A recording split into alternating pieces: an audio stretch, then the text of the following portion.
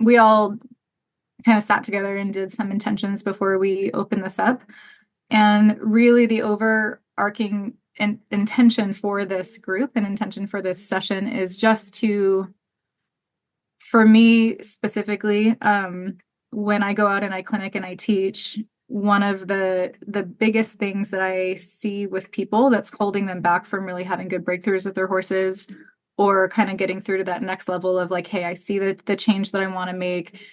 And then there's like a little bit of that cognitive dissonance on how to break through it. A lot of that, all of it really seems to come from just some internal work that we have to do. And um, I think by sharing stories and by really coming together in community, it allows to lift off any shame that we have around things that we maybe need to work through. It also allows that just kind of, again, that shared stories, the communication, the community on how to move through life and how to do things a little bit differently and to feel safe in our bodies to do that. And these women are really, really incredible powerhouses for that change. And I just think you guys are going to love them.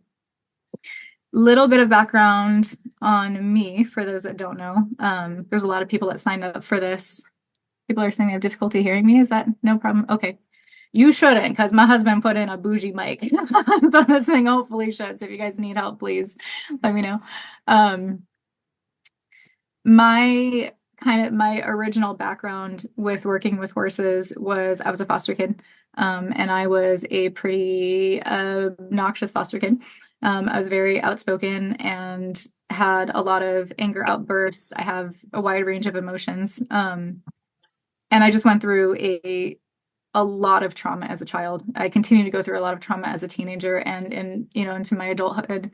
But I was really fortunate in my early, about 12, 13 years old. I was really fortunate to land in a foster home that were just really gifted at teaming up foster kids with problem horses.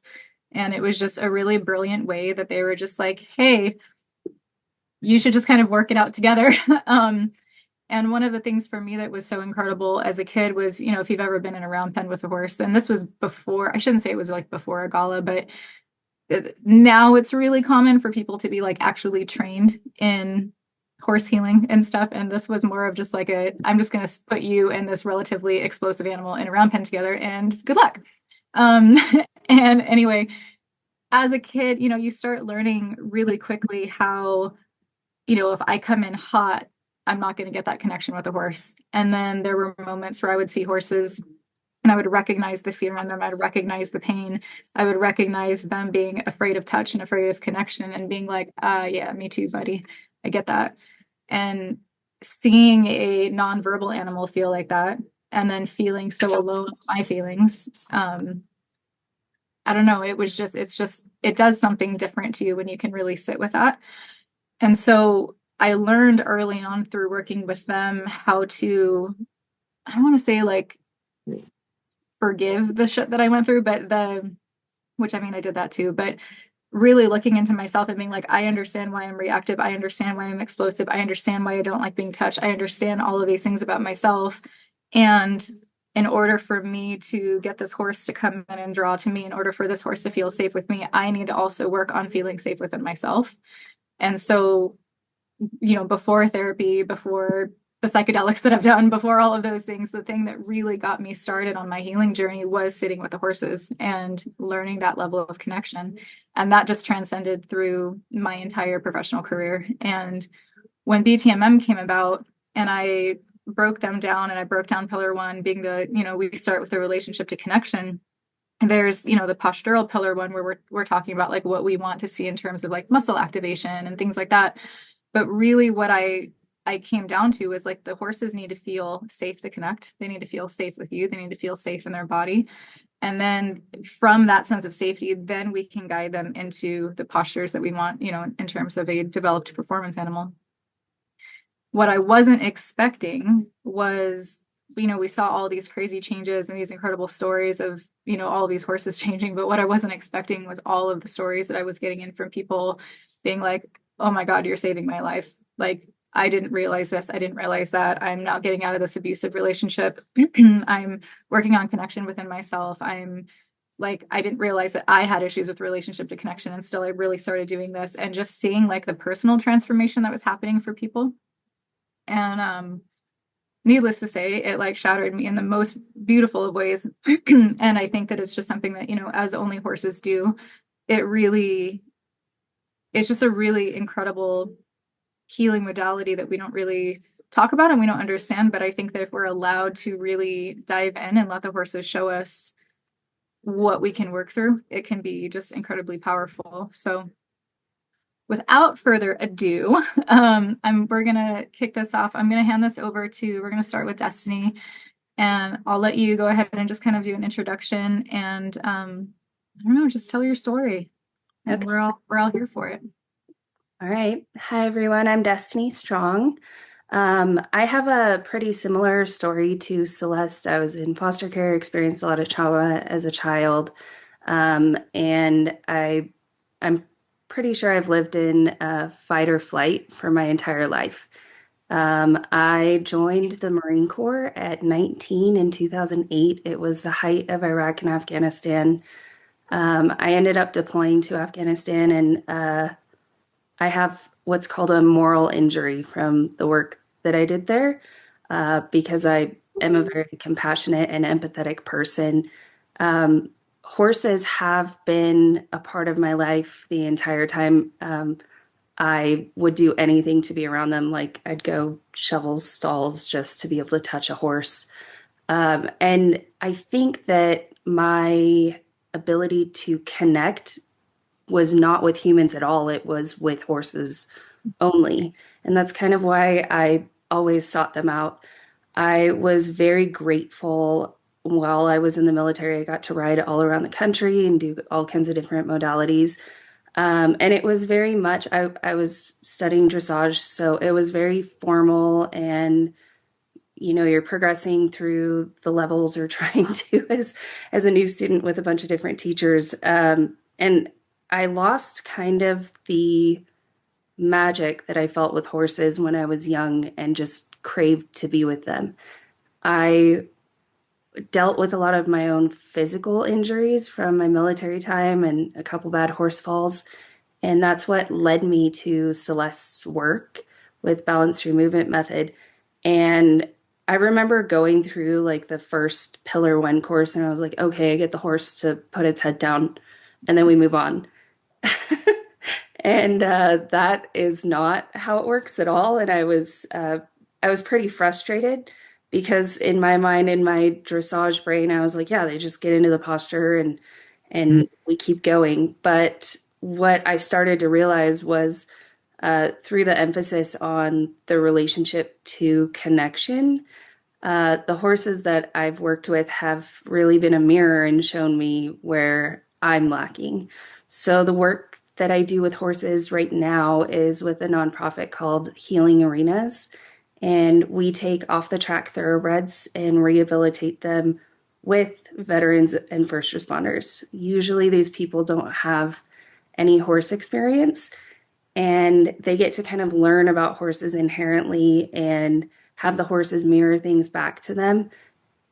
And it's done the same thing for me. I've taken on some of the special cases that they have there. We have one horse that raced for 5 years and is just a mess. I I couldn't even put my hands on him when I first started, and much like Celeste said, I felt that I was drawn to him because I felt the same pain that he felt. Um, and it's taken so much work on my own personal side to realize that much like him, I stood close to the herd, but not in it. Mm. I was scared to relax. I always was on guard. And so this horse and I, his name's Friday, we've really gone on this huge journey together from literally just spending time with him in the arena, not doing anything, just to gain trust. Um, from the time that I've spent with him, he's made leaps and bounds. He's now like a participant in the activities that we do with the veterans and first responders.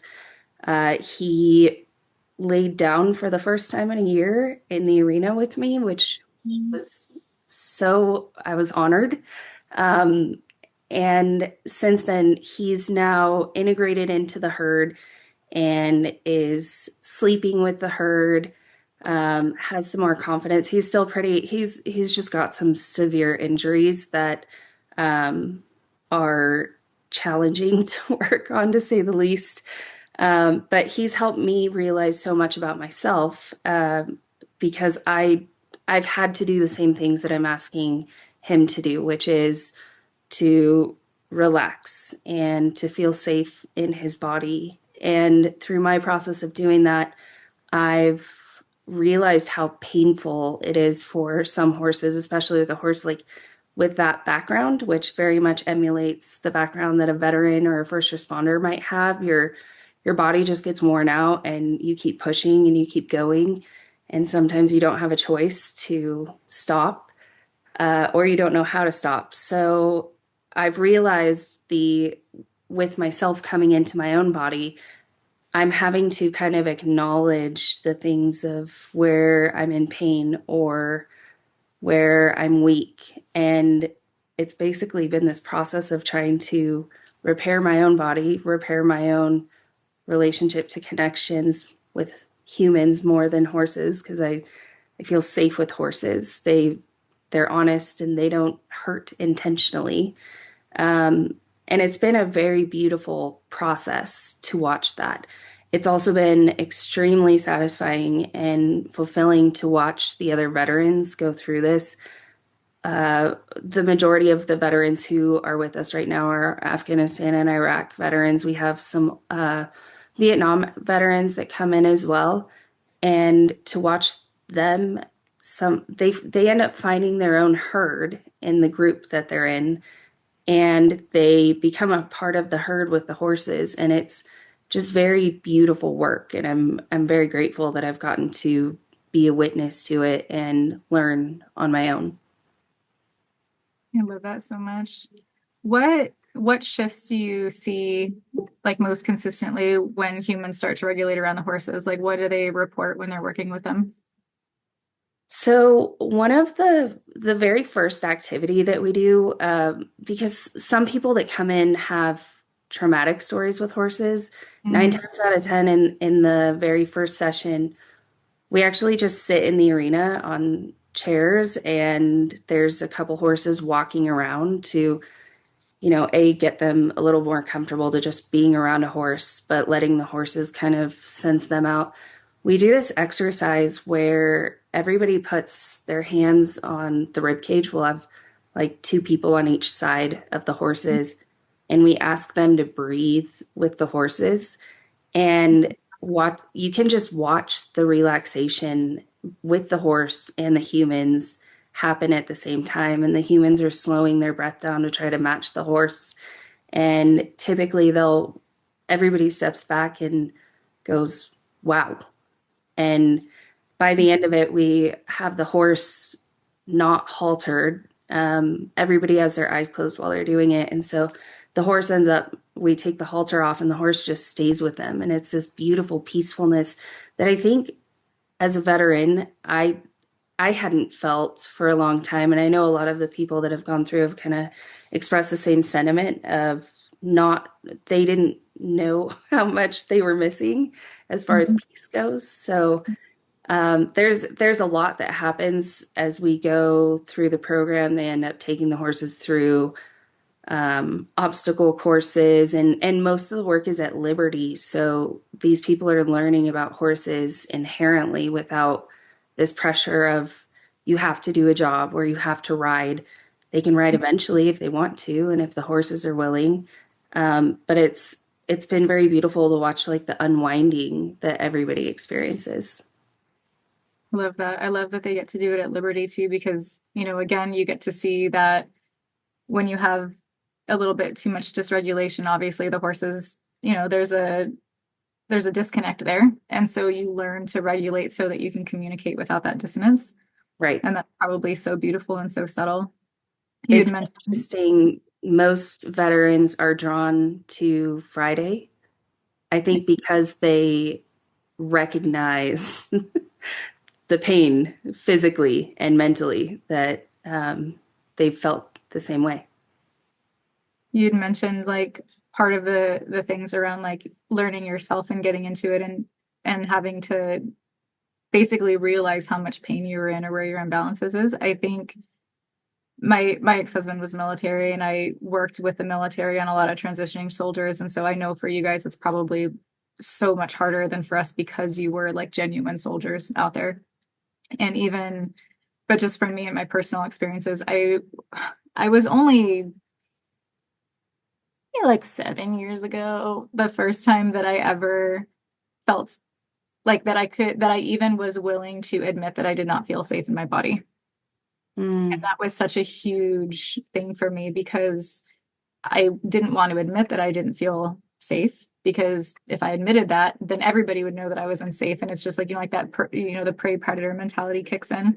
And I think so much about the horses, and, some of them have more flight. I tend to get the horses that have more fight reflexes, which is mine, obviously. So we all attract each other. And then that realization of in order to really find true healing, you have to be able to like step into your body and be like, actually, I don't feel safe. Recording in progress. Oop. And then no, okay. That you don't feel safe. And then once you can look at that, then you can start building things out and then you can play with it. And I see it with the horses, they come in and like in my case for the aggressive ones, they come in and they're just like, flame on and I'm not safe. I'm not hurting. I'm not any of these things. And I'm like, that's all right. All right. I see you. I see you. And then as you build trust and as you build safety, something happens where that starts to shift. And the safer they feel with you, the more safe they feel accepting that they're not safe and then showing you the vulnerabilities. And then you kind of start layering and layering. And what I see a lot of times is people wanting to get into rehab work with horses, or they have a horse that they're trying to rehab and work with. And they're unintentionally, for the most part, not noticing how unsafe they feel in their own body or how imbalanced they feel in their own body. And then they just are not getting that response from the horse and they can't see it. And I have to come in and be like, do you know that you're having a hard time breathing? Do you know that you're having a hard time balancing into your right foot? Do you know that you flinch every time the horse does this? Like you're like this scares you. Something is coming up with a reflex. And people, they don't notice. I see that, and I see this a lot with horse trainers. And I was one of these. I don't know how many of you have seen the meme where it's like, when you're working with a horse, there's only one person, like only one of you is allowed to be scared, and it's never you. And so we have to like, I'm not scared. I'm going to get in the scary trailer. I'm going to work with this, giant animal that's got his hooves flaring over me. And, we get into these situations with horses where the reality of the situation is you have a 1,200-pound animal that could very easily hurt you. And they wouldn't mean to, but if they're scared or dysregulated, it could. And then we block out the fear in our body and we shut it down and we pretend like we're fine. And then we start doing different behaviors with our body and then we somehow justify it, right? So we get a little extra defensive, a little extra snappy. And it's out of this justification of a reflex. But really what it stems from is like there's something inside of you that feels deeply unsafe and we need to work with that. And it's just like, to me, I imagine working with the veterans and the first responders, like that's your whole life is blocking that fear out, you know? Yeah, I think the training, especially Marine Corps training, is pretty strenuous.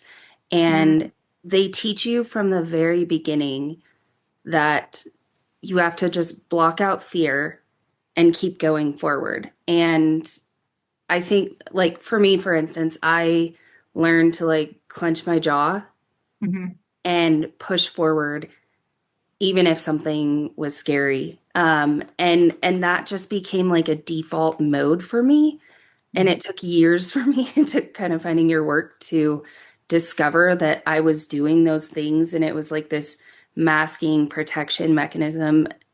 Just like horses don't want to show any vulnerability because in nature, it would mean that they could be a target. It's very much the same in military and first responder communities.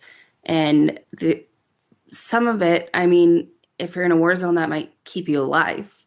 I Right. think the transition is after you're done, how do you find a life where you can live at peace? I know I did this, and I've talked to a lot of other veterans who've done the same thing, but uh, we, with PTSD, the thing that we've done is push things down. I'm gonna not deal with that right now. I'll deal with it later, and then we never do, and then it rears its ugly head. And I've learned it's terrifying, but I've learned to lean into the darkness or the Yeah. scary things, and kind of confront them. I I really love what Brene Brown says about like if you're stuffing down guilt and shame, you're Mm. stuffing down every emotion. So then you're living this life where you're full attention, you feel out of place in what would be your herd in your community. You I've noticed that veterans, when they get together, they instantly become this calm. Like that's the only herd that they really feel safe in. Um, and I think it takes a lot of courage to actually confront the things that you've been running from for years, and then to realize where you're holding that in your body.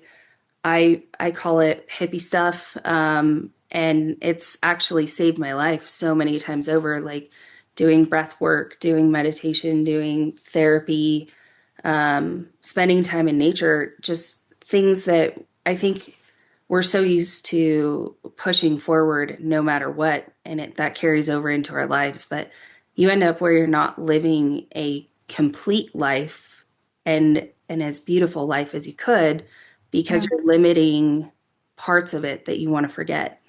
Mhm. It's so true. And and again, translating it back to the horses, there's a Mandy can probably talk about it a little bit more as she's a body worker, but one of the things that we do for the nerve release is the very first thing that we do is called neutral touch. And it's just kind of like scanning the horse's body and finding, call it playing minesweeper sometimes, is like going down and just finding like where are the horses like overreactive to parts of their body that maybe it's not necessarily painful to the touch, but they have something they've either been struck, there's been some kind of an injury, some kind of severe compensation where it's almost like they block out that part of their body and it comes into almost more of a blind zone, so they get either more reactive or they're not talking to it. A lot of the times that will present as, we call it like a neurologic expression. The horses aren't truly neurologic, but the way that they're moving around is not really coordinated. And as we go through and we find these hot spots, if you will, you have to be, as the facilitator, as the practitioner, you have to be grounded enough that you can stay with them through whatever comes up for them and not run and not be like, oh, I'm going to bring up this trauma thing and then leave you. I'm going to stay with you and help you ground and breathe with it. And then, releasing as they kind of find some down regulation. And what ends up happening is we start reconnecting the horse to their body and we start reconnecting the horse to these blind spots that they've had. And the amount of just coordination that they will suddenly get by no longer running from these places, no longer being afraid of these blind spots and whatever. It's just incredible. And then I see that too in you guys, as you're working through things, I see posture change, I see breathing change, I see relationships change, I see the way that you can communicate start changing because you're able to not be so defensive. You're able to just kind of, speak so eloquently and beautifully as you are now. And I imagine that this talking about these kinds of things has not always been easy for you. So, So I love it so much. Yeah. Is there anything else with your veterans you want to share? um, Anything that you I think that think would help this people? overlaps to horses as well, but I think the biggest transformations for myself have has come when somebody has held space for me to share the ugly, messy, scary side of things, or have a group where I feel like I can show those vulnerabilities a little bit more. Finding a herd is truly important, and I think a lot of veterans tend to self-isolate and they think that they're the only ones dealing with whatever thoughts they have in their mind. And I found that with horses too, being willing to take your time schedule away of what you're expecting or what you want, uh, giving them the autonomy and the space for however long it's going to take. I know when I go out to the horses, I just try to plan on it being an all day thing because I don't know what's going to come up or how long a horse might need. And I might be done super quick, but Yeah. some days or with some veterans, they need more. And I think finding the ability, whether it's, through a therapist or working with horses or hanging out with other veterans, I think that is where some of the biggest leaps come from is when you allow yourself to re-enter into the world a little bit, Mhm. and share the burden of what's going on.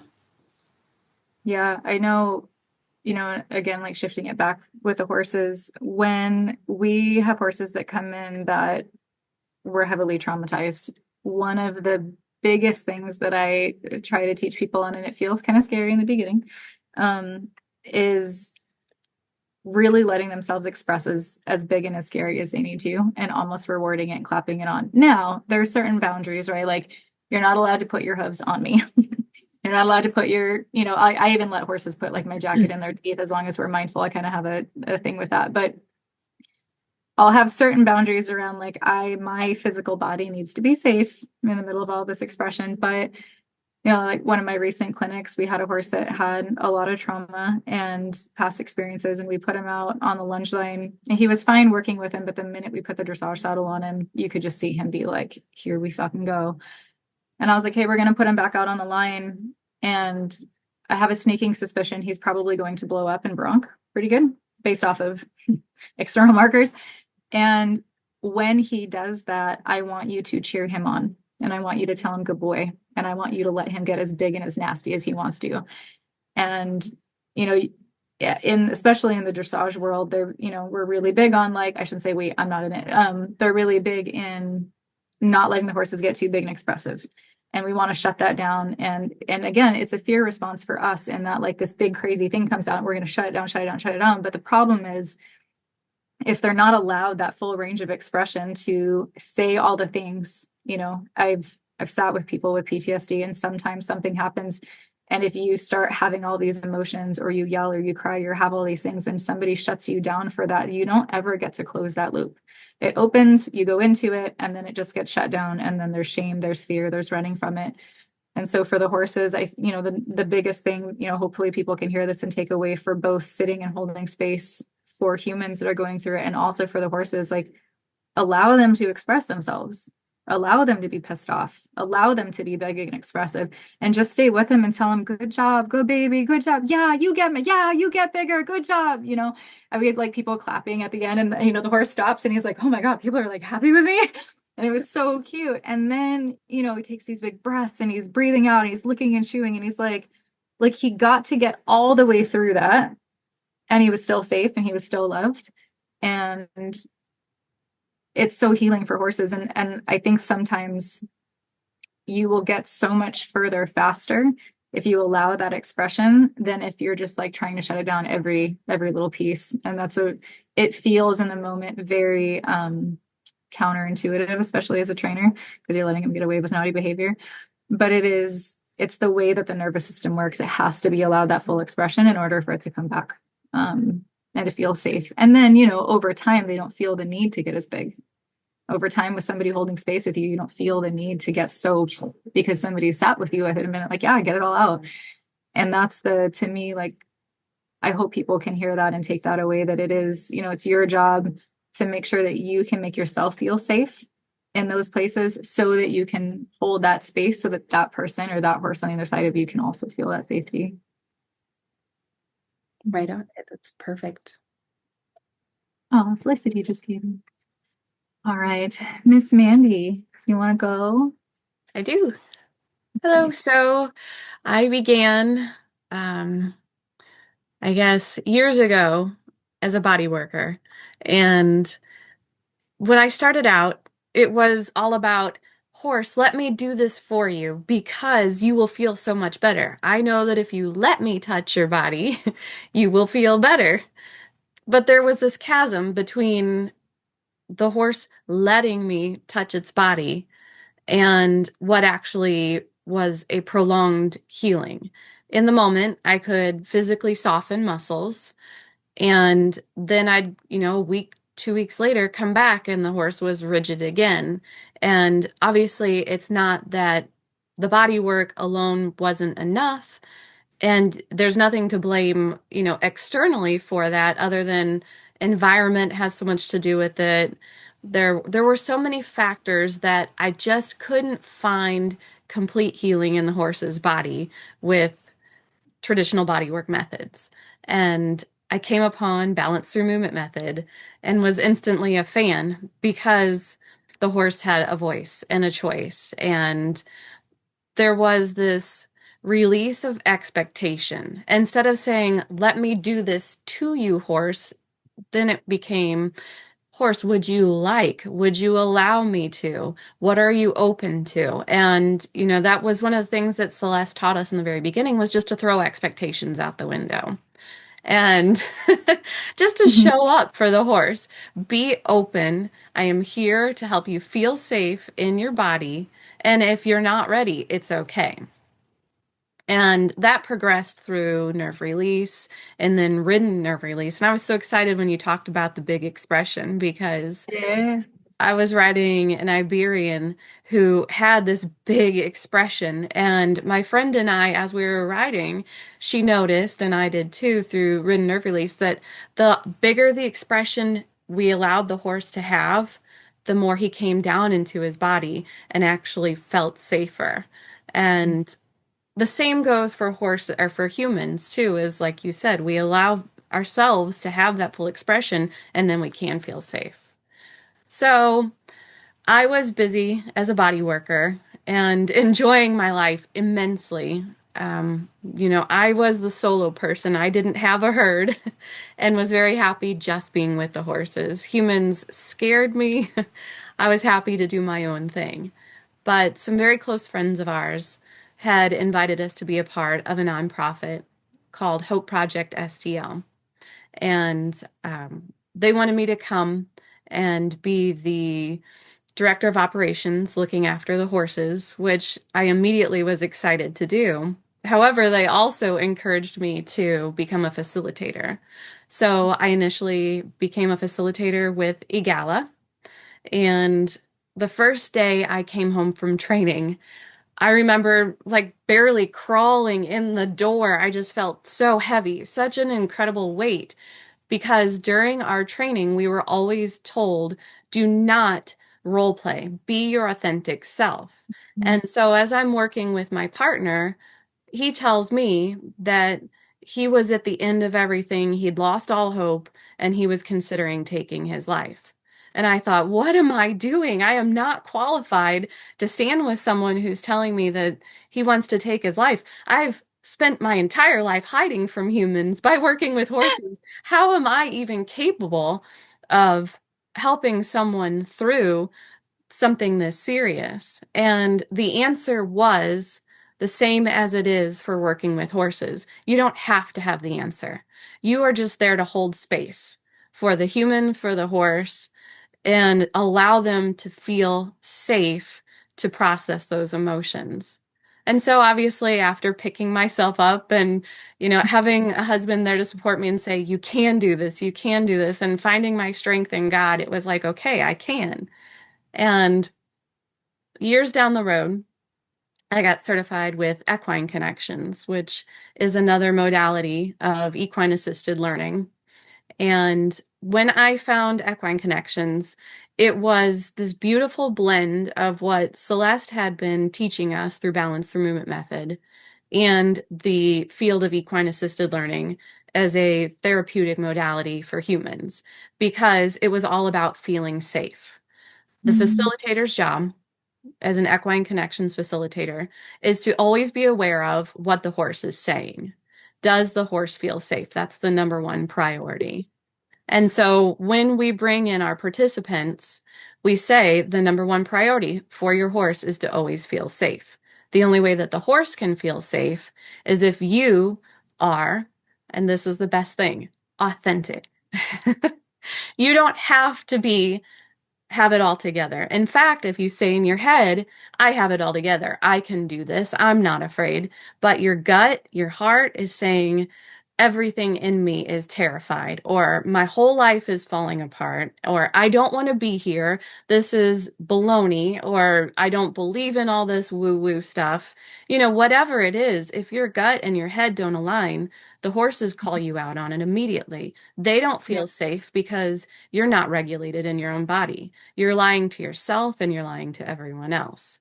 And Mhm. so when we begin our sessions, we always say, be authentic. If you don't want to be here, if you don't believe this is for you, if you're dealing with a lot of stuff in your life outside of being here right now, it's okay. Just show Mhm. up and allow yourself to feel those things. And what happens is when the horse and human connect and they're working through these obstacles, it's amazing how they start to sync up when the human is just authentic and the horse Mhm. then feels safe. We do liberty sessions like Destiny, but we also work with horses online. And our biggest ground rule is that we don't ever pull on a horse's head. We don't, because that's then taking away the horse's or voice in the participation of the session. And it's amazing how, if you can't pull on a horse's head to make it stop or go, how are you going to do that? And it's by knowing in yourself where you are going. And so, working with first responders and veterans, they are taught, and my husband is a first responder, they're taught to just go get it done. Like Destiny was saying, you just clench your jaw and you get it done. And when the horse stops, and we come and step in and say, hey, what is your horse partner doing right now? And they're not even aware of what their horse partner, this horse won't go. This horse is stopped. And that's when we get to tap in and say, well, where are you right now in your own body? Where are your eyes? Where do you know where you're going? And it's so much greater than, do you know where you're going in the arena? It's, do you know where you're going in life is what becomes the bigger question.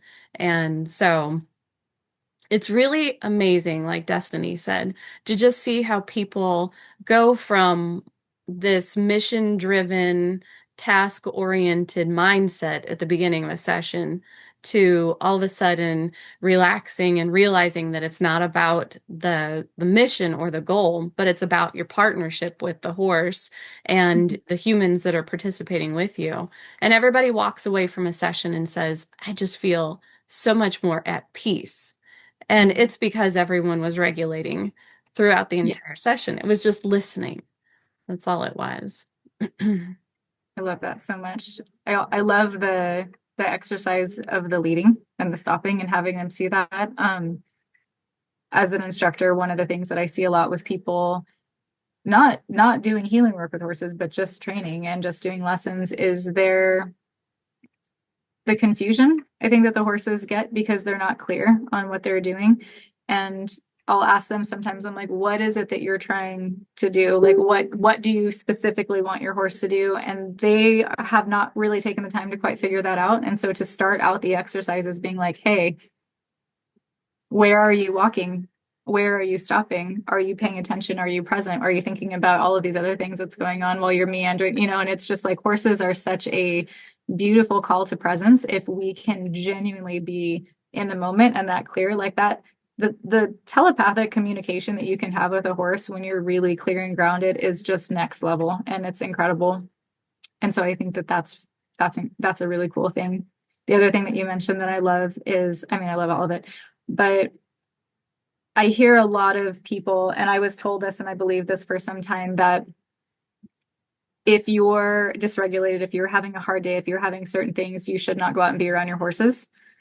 And I think that there is a line in there in which you should be aware of the state that you're in. Like I tell a story about scars that I have on my side because I worked with a stallion after getting into an epic, epic fight with my asshole ex-husband. And I was just taking it out on anything that had a penis, and he was it. And he very quickly was like, "Oh, you think so, little girl?" And he was right. Um, and so, I mean, there is a line there where you learn very quickly to be that present. But I also have learned, and I tell people, I'm like, just be honest about where you're at. If you're having a bad day, if you're dysregulated and you're angry or you're sad, like maybe don't go out and work your horse or have those expectations put on it, because there's going to be a dissonance there. There's going to be something where, you're trying to say something, but you're so masked and you've got all this shit going on that they're not going to hear it. They're just going to feel that predatory energy. But if you allow yourself to go down and work with the horses, you're able to just say, like, this is where I'm at today. And like, I had a day yesterday and I was very dysregulated.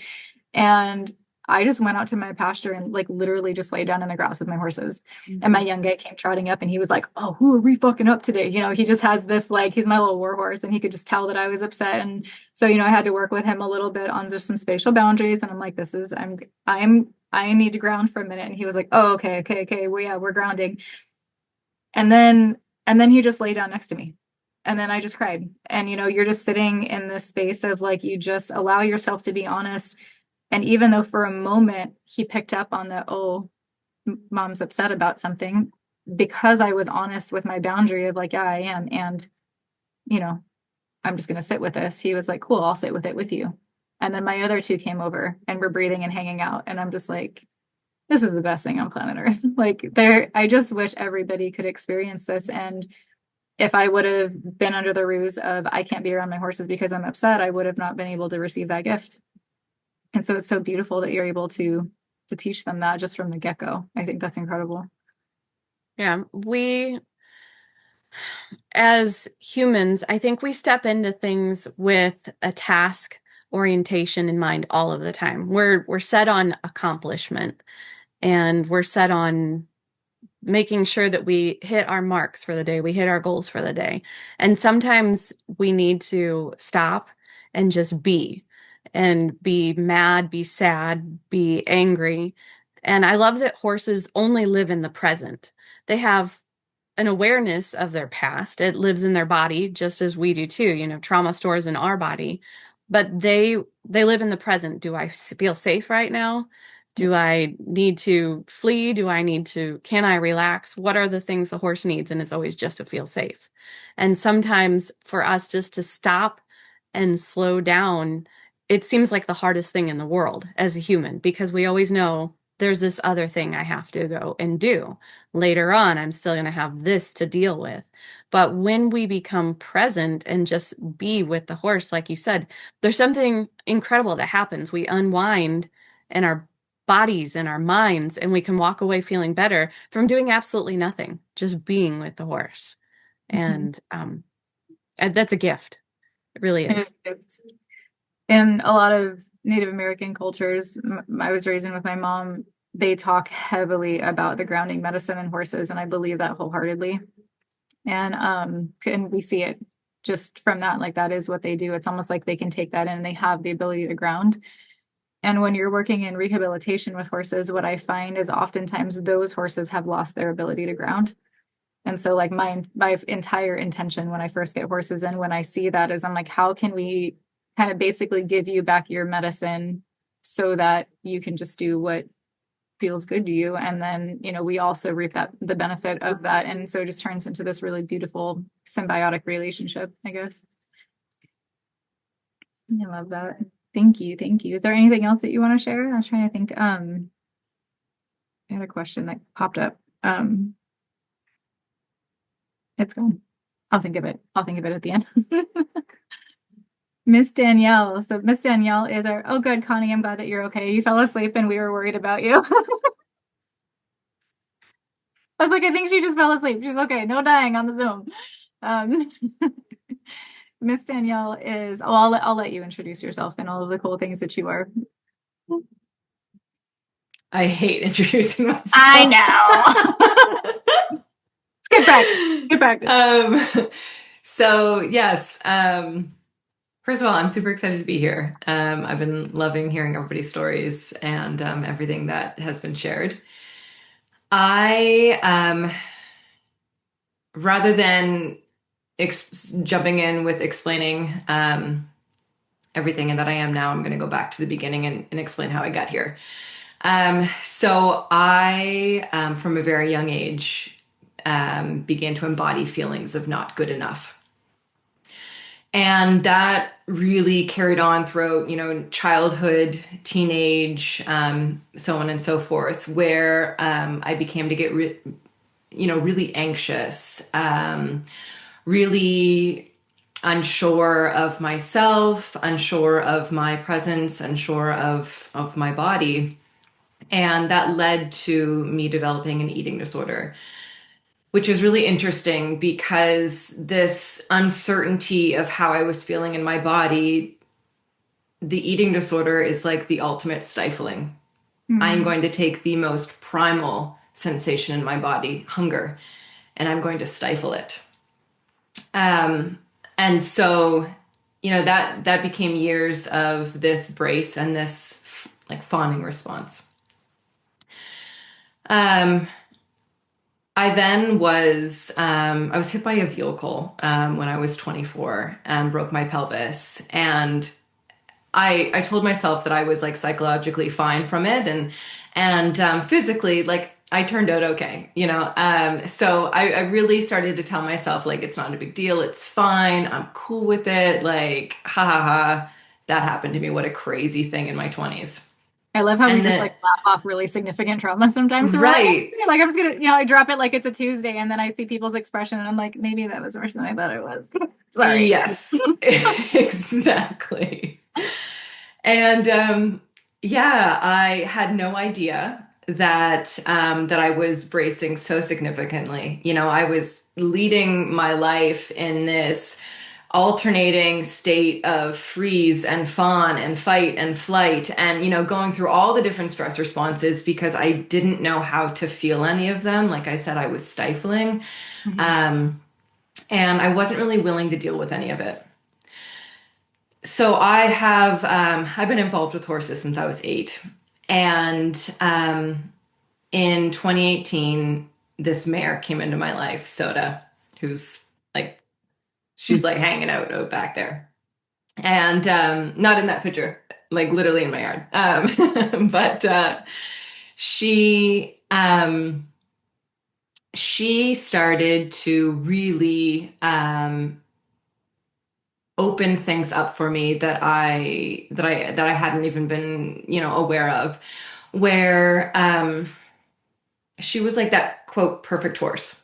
You know, I looked at her and I thought she's doing everything that I want to be doing. Let me go through the levels with her. And I then watched this beautiful, 4-year-old horse with all this potential start to break down physically, emotionally, energetically.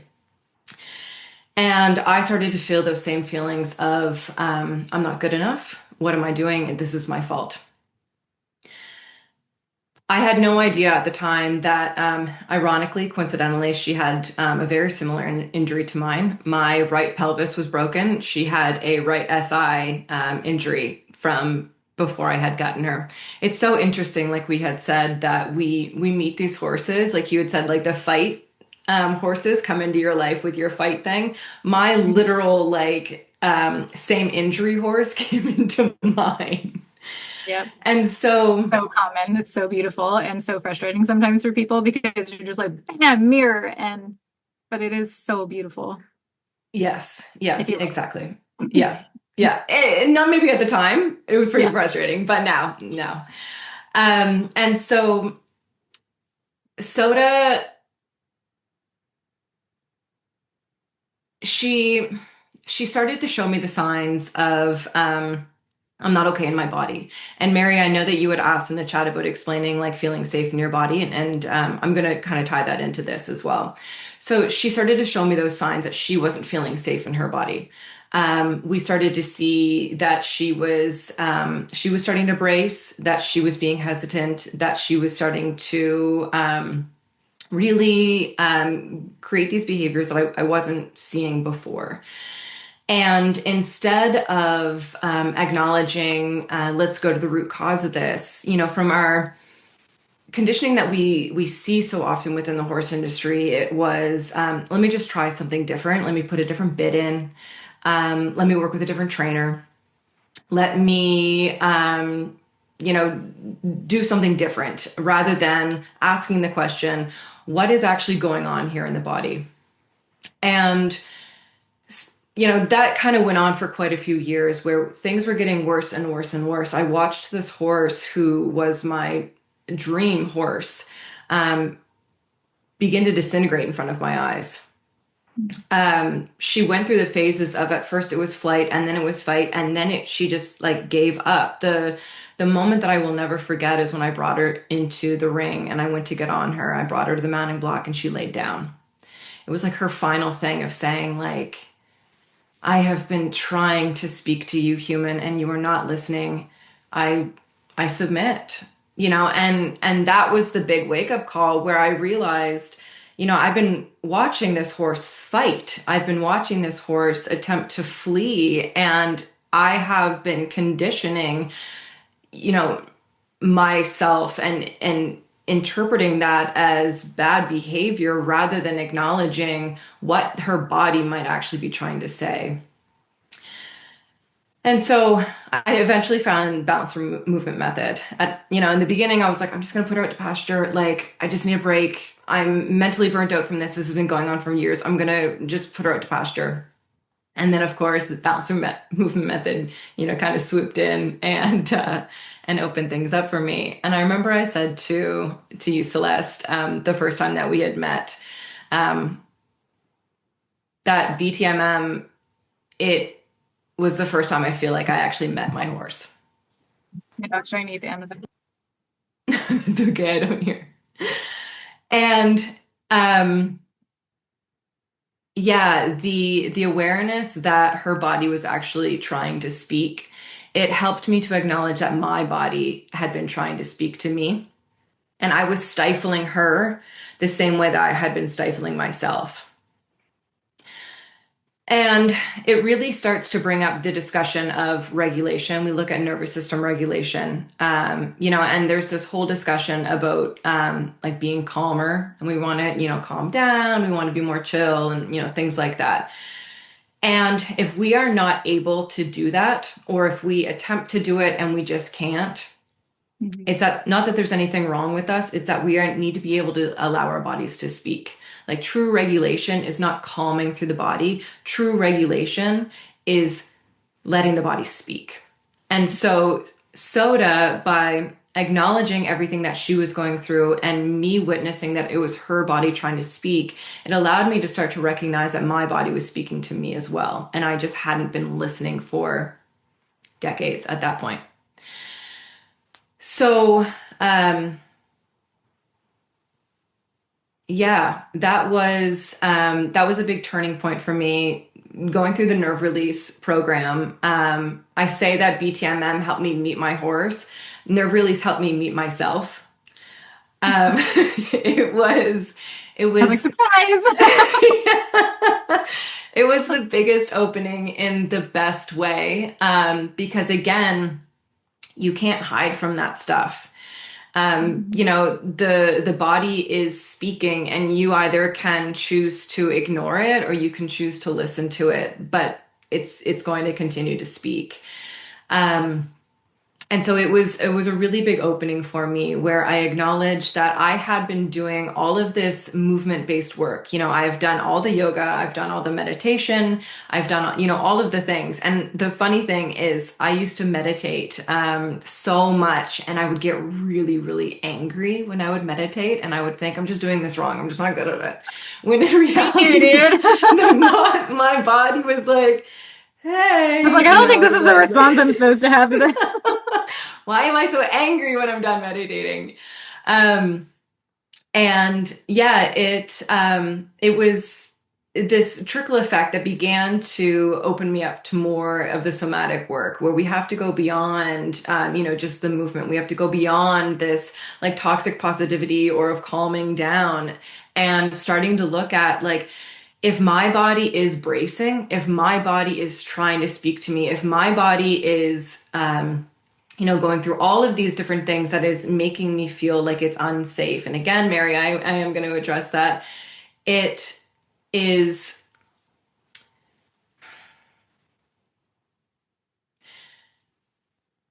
it's not that there's anything wrong with me. It's that I need to look at like what is it that I'm trying to say? What is it that I'm being conditioned? What is it that I've been stifling? What is it that I need to be able to address here rather than just stay in this brace? If I'm bracing, what is the reason that I'm bracing for? Like, why is that causing a brace? What is it that's, causing my breath to shorten or my body to shake? Rather than just saying, hey, my breath is shortening, um, digging a little bit deeper. And so I began to go through my body coaching certification, the somatic coaching certification, became a somatic integration practitioner, really beginning to deepen my work in the mind-body connection and how when the body speaks, the mind interprets it. So we have to, kind of get them speaking to one another because at the end of the day, they are one. We can't just have what the mind is thinking and what the body is feeling. We have to bring the two of them together. So yeah, that has led me here to this point. My horses are my biggest teachers. They continue to be. My body is my biggest teacher. And the two of them is just like this beautiful marriage where my body and my horse's body, we speak to one another. The learning to listen to the signals of your body is like this last year has really kicked my ass on it. Where instead of saying or like just feeling angry or overwhelmed, like I'll get like to I have 3 children and I run a big business. And so like I'll get to a state of overwhelm and it's so easy for me to be like, oh, I'm just being snappy. I'm just getting bitchy. I'm just getting these things. So like we, especially as women, like we kind of get a behavior of like how we're behaving when we get that way. And I've learned to like going through the process of learning of dialing it back of being like, my stomach feels really tight. My skin feels a little itchy and like actually naming the body sensations versus just like going straight to blaming my behavior has like just doing that has allowed me to come in and be like, okay, why is my body like, okay, my body's feeling this way, or like maybe I'm bracing and like what am I bracing for? And sometimes my body's just reacting out of like I have a decent amount of PTSD that I've had to work through. And so my body will react about something when nothing is actually going on. And a lot of times she would do that when everything's going really well. Was a big thing for me is learning that like if I'm having a really good day or I'm having a really good experience, things seem really calm, everything's going really well. That's actually when I had to start paying a lot of attention to my body because she would start having a reaction over the brace of something bad is going to happen because we're not used to no chaos. We're not used to, a lack of abuse, really, actually. And so being able to feel those sensations in my body and then being able to like almost gentle parent myself through it and be like, everything's okay.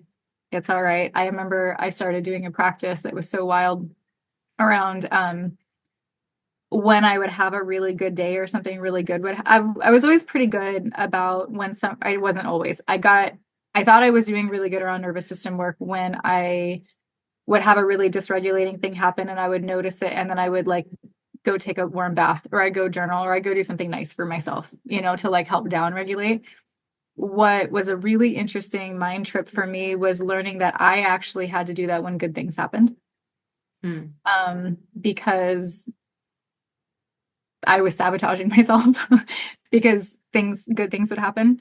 And I'd be like, this is lovely. But if I didn't immediately go and start doing some nervous system work around myself, it was like my body would kind of like take over in this like other somatic, which I'm sure you'll speak to much more eloquently because you're trained in it. But something would happen inside of me and it would be like she would get really agitated and frustrated. And then it was like I would almost create a situation. Right. So then that's where you're self-sabotage. And so learning to be kind to my nervous system over relaxation and over things, which is something that I do for the horses. We have horses that are really, hot and dysregulated. When they start to come down, that's actually when you really need to give them breaks and you need to go let them graze and you need to go let them do things because they're not used to coming down. And so it makes sense for me for the horses, but for some reason for myself, I was just like not showing up to the party. Um, and so, yeah, I don't know if you want to speak to that, but that was a huge thing for me to be like, oh, I need to tone myself both directions so that I stop Mm, sabotaging my life. mm. Yeah. Yeah, that is a really big thing, especially for women. Come on, Um, Nikki. I said, I don't know how many times that I was going to address not feeling safe in the body. So I want to address that. So I'm not somebody that, I'm not like naturally like a calm, cool, collected person. Okay. I'm a type A. I'm a perfectionist. Like I am that like high strung person naturally. And so this work here, it's not like, it is not me, um, hearing these things or saying these things or naturally feeling these things. These are things that like I practice on a daily basis to keep myself from spiraling away like a loose balloon. And it is the exact same thing that I do with the work with my horses, you know, everything like that, where everything is a practice. And so when we look at this idea of feeling safe in the body, any sort of a hypervigilance that we have in our own body. So if we are feeling like I'm not good enough, that I'm carrying shame, if we feel like we have to check things, you know, check the doors, check who's in the room. If when somebody walks in, we get an energetic feeling of unsafety, it's like, you know, how there's just something that we feel like I'm not okay with this. If there is a brace in the body, if there is a beating of you know, the heart, anything like that, a shortening of the breath. So all of those are signs that we're not feeling safe. If my breath is shortening, if my body is bracing, I might not even be aware of it happening. I might not even be you know, tuned into the fact that it's occurring, but my body is telling me in that moment that something is unsafe. So even if my environment feels safe to me, if my body is creating a different story, there's a lack of safety and it's going to start to come out in, you know, how I feel in general. And so this whole idea of like not feeling safe in the body has nothing to do with my physical safety. It has nothing to do with me feeling like I'm actually going to get hurt. So I'll bring it back to the horses. If I'm feeling like I'm unsafe in my body with my horse, it has nothing to do with me feeling like I'm going to get bucked off or bit or kicked or anything like that. It can feel like I'm carrying a story here. I'm carrying a sense of shame. And I'll tie it into a really quick little story here. So I had an embodied story for a really long time that I was causing my horse pain. So, like I had mentioned, Soda had a pelvis injury. I have a pelvis injury. Could my imbalance have been affecting her imbalance? Probably. Um, and at the same time, sorry, I'm going to let you take over the admitting thing because I'm I got like it. No, I got jumping you. in. You're good. You're good. Okay. And so I started to create a story that everything was my fault with her. It was my fault that she was in pain. It was my fault that she, you know, was dysregulated. It was my fault that she had developed these behaviors. It was my fault, you know, X, Y, Z, you name it. It came back to being my fault. I went back to those stories of my childhood and my teenage years of I'm not good enough. I still had those stories living in my body. And now it was being reflected back to me through my horse. And so that was creating this feeling of shame and even more anxiety. You know, like I had said, I'm somebody that I have dealt with anxiety my entire life. And so suddenly it was coming out more and more and more. And when I was with her and when I wanted to do something with her, whether it was groundwork, whether it was riding, you know, whatever it was, I would bring that story in with me, that I was messing things up, that it was all my fault, and that I wasn't good enough. And so I started to feel unsafe. And again, it had nothing to do with my actual safety. By this point here, like everything with Soda was good. We had addressed, any of the pain related issues. Her pelvis is good, all of those things. Like I've done all the work with her to really make sure that she is happy in her body and her environment, all of the things. And yet somehow I was still feeling really unsafe. And when I say unsafe, it was the idea that I would sit and scroll, or I would start to shake, like get really nervous, that I would start to be really distracted and I would be tacking up, but I would like lose track of time, or I would forget what I was doing. And I, would get almost like a sense of brain fog. All of these things would start to come into play. And that was my body saying, in this moment, I don't feel safe because I'm associating these actions with feelings of shame. And I don't want to feel shame anymore. So my body was doing things to try to keep me from actually doing the thing, you know? So it had nothing to do with this idea of like physical safety. And it has everything to do with an idea of emotional safety in the body. I hope that makes sense. Please let me know if it doesn't. But that's kind of what is my interpretation of lack of safety in the body. It doesn't have to be physical safety. Yeah, no, I think that that's good. And it is a really hard thing. Like until you've gone through it, it's really difficult to understand. Like I had no concept of that whatsoever. It was just like, I'm either safe because like right now I'm sitting at my office and I'm in my home and everything's fine, so I'm safe. Which like now I think that that's true, but that wasn't always the case. Like I would be sitting here and things are fine, and then I would check in, like you said, to your breath, and I'm like, oh, I'm not actually breathing, or like my scalene's really tight, or my shoulders are up to my ears, and you're just like trying to like work through all of these behaviors because my body doesn't know how to relax because I'm not tuned into her enough. I had not done enough work. I had not done the things that I needed to do to get her to relax. And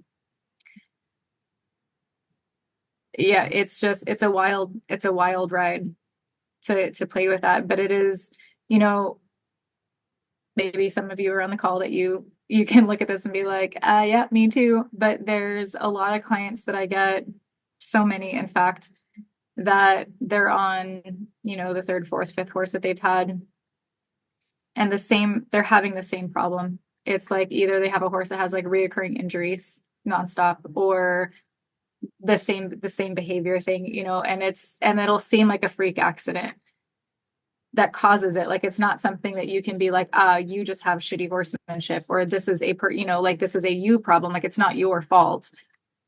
But the story that they've carried their entire life has somehow attracted that same thing. And kind of like what I said around, I had to be careful with my own nervous system because you get into these self-sabotage things and you don't realize that you're doing it until you really start diving into some therapy and being conscious on it. But when your nervous system is used to a particular story that oftentimes, as you said, stems from childhood, you start really kind of putting it out there. And then you're going to get a replica story over and over and over again. And it comes out, like what we were talking about with Mandy with the mirroring, like it comes out really a lot in horses because they can mirror that, they pick up on that.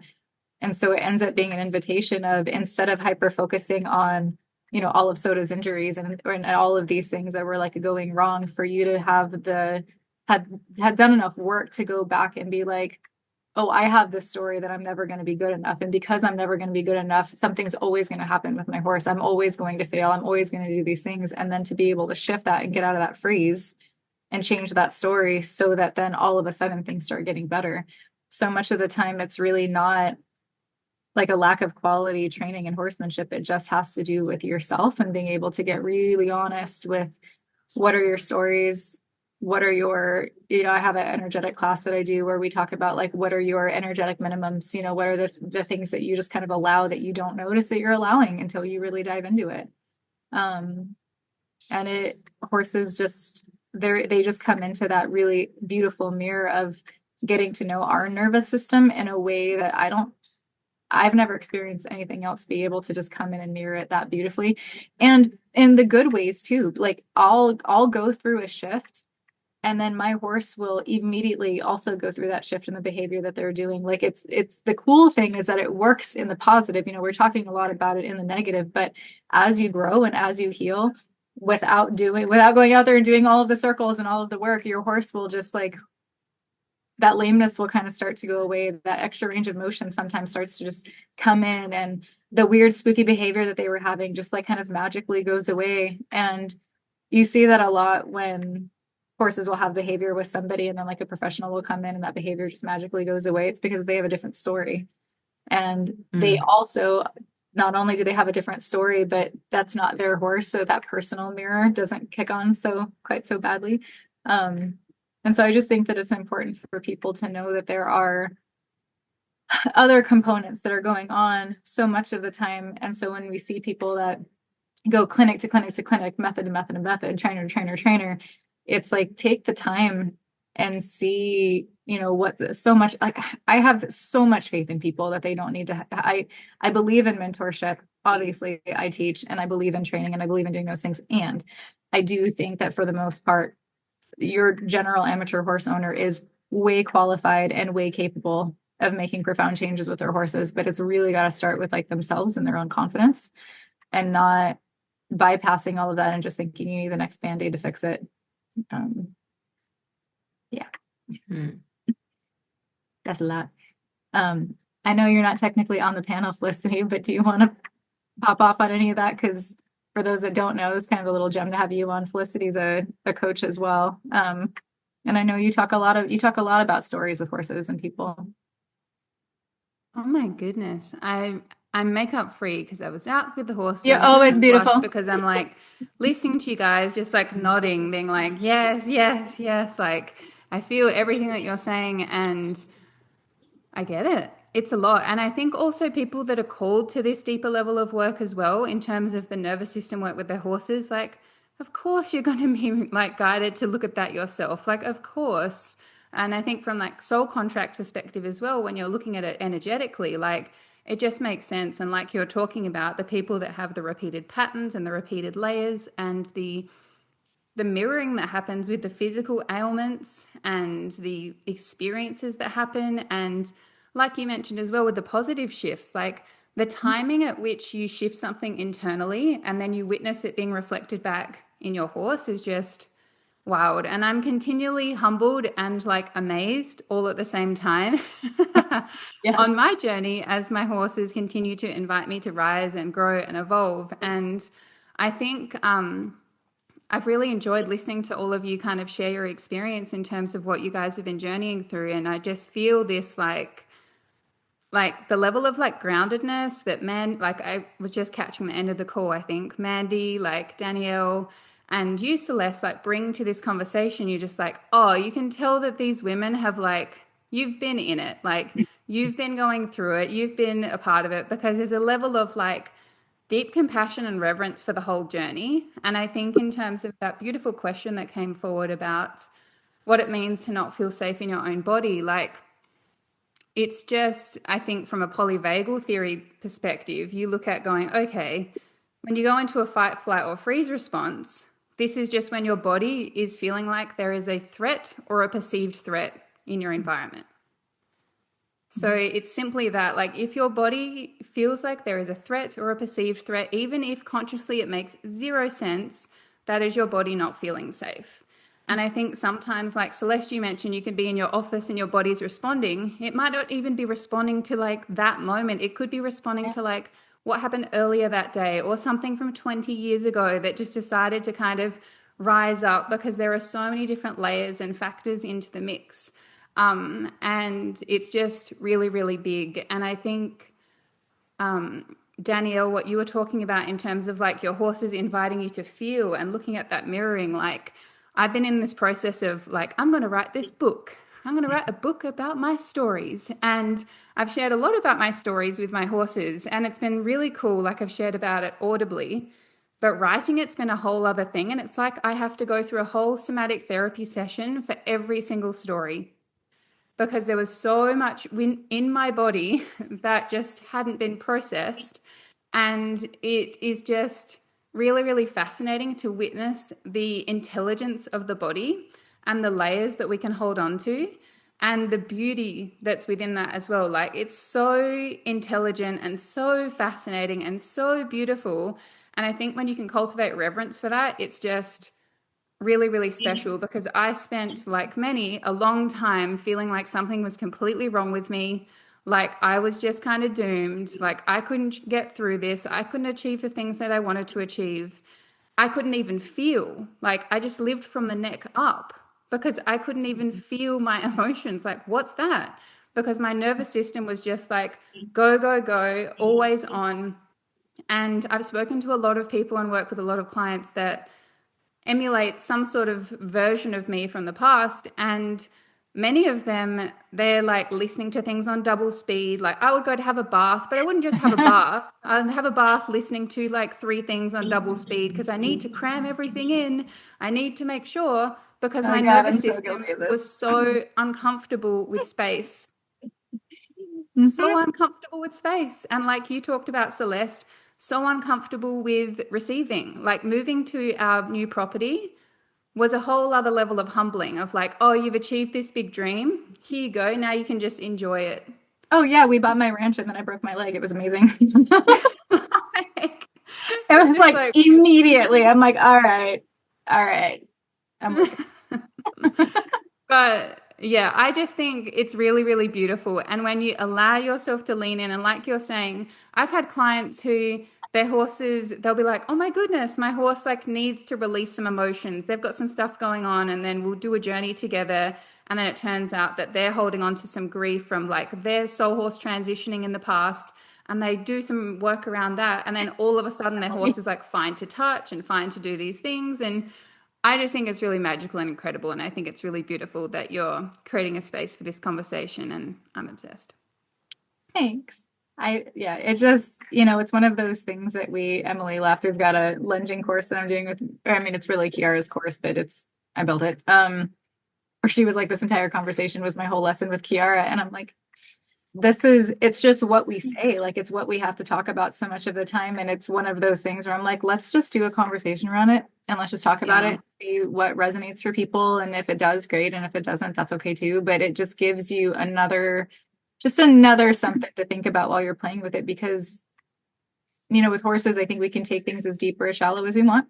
We can take them out and we can treat them like motorcycles and go out and do our circles and then put them back in their stall and feel better about it. Or you can take them out and you can really have quite the experience. And I don't go out with my horses every day with the intent to get my emotional ass kicked.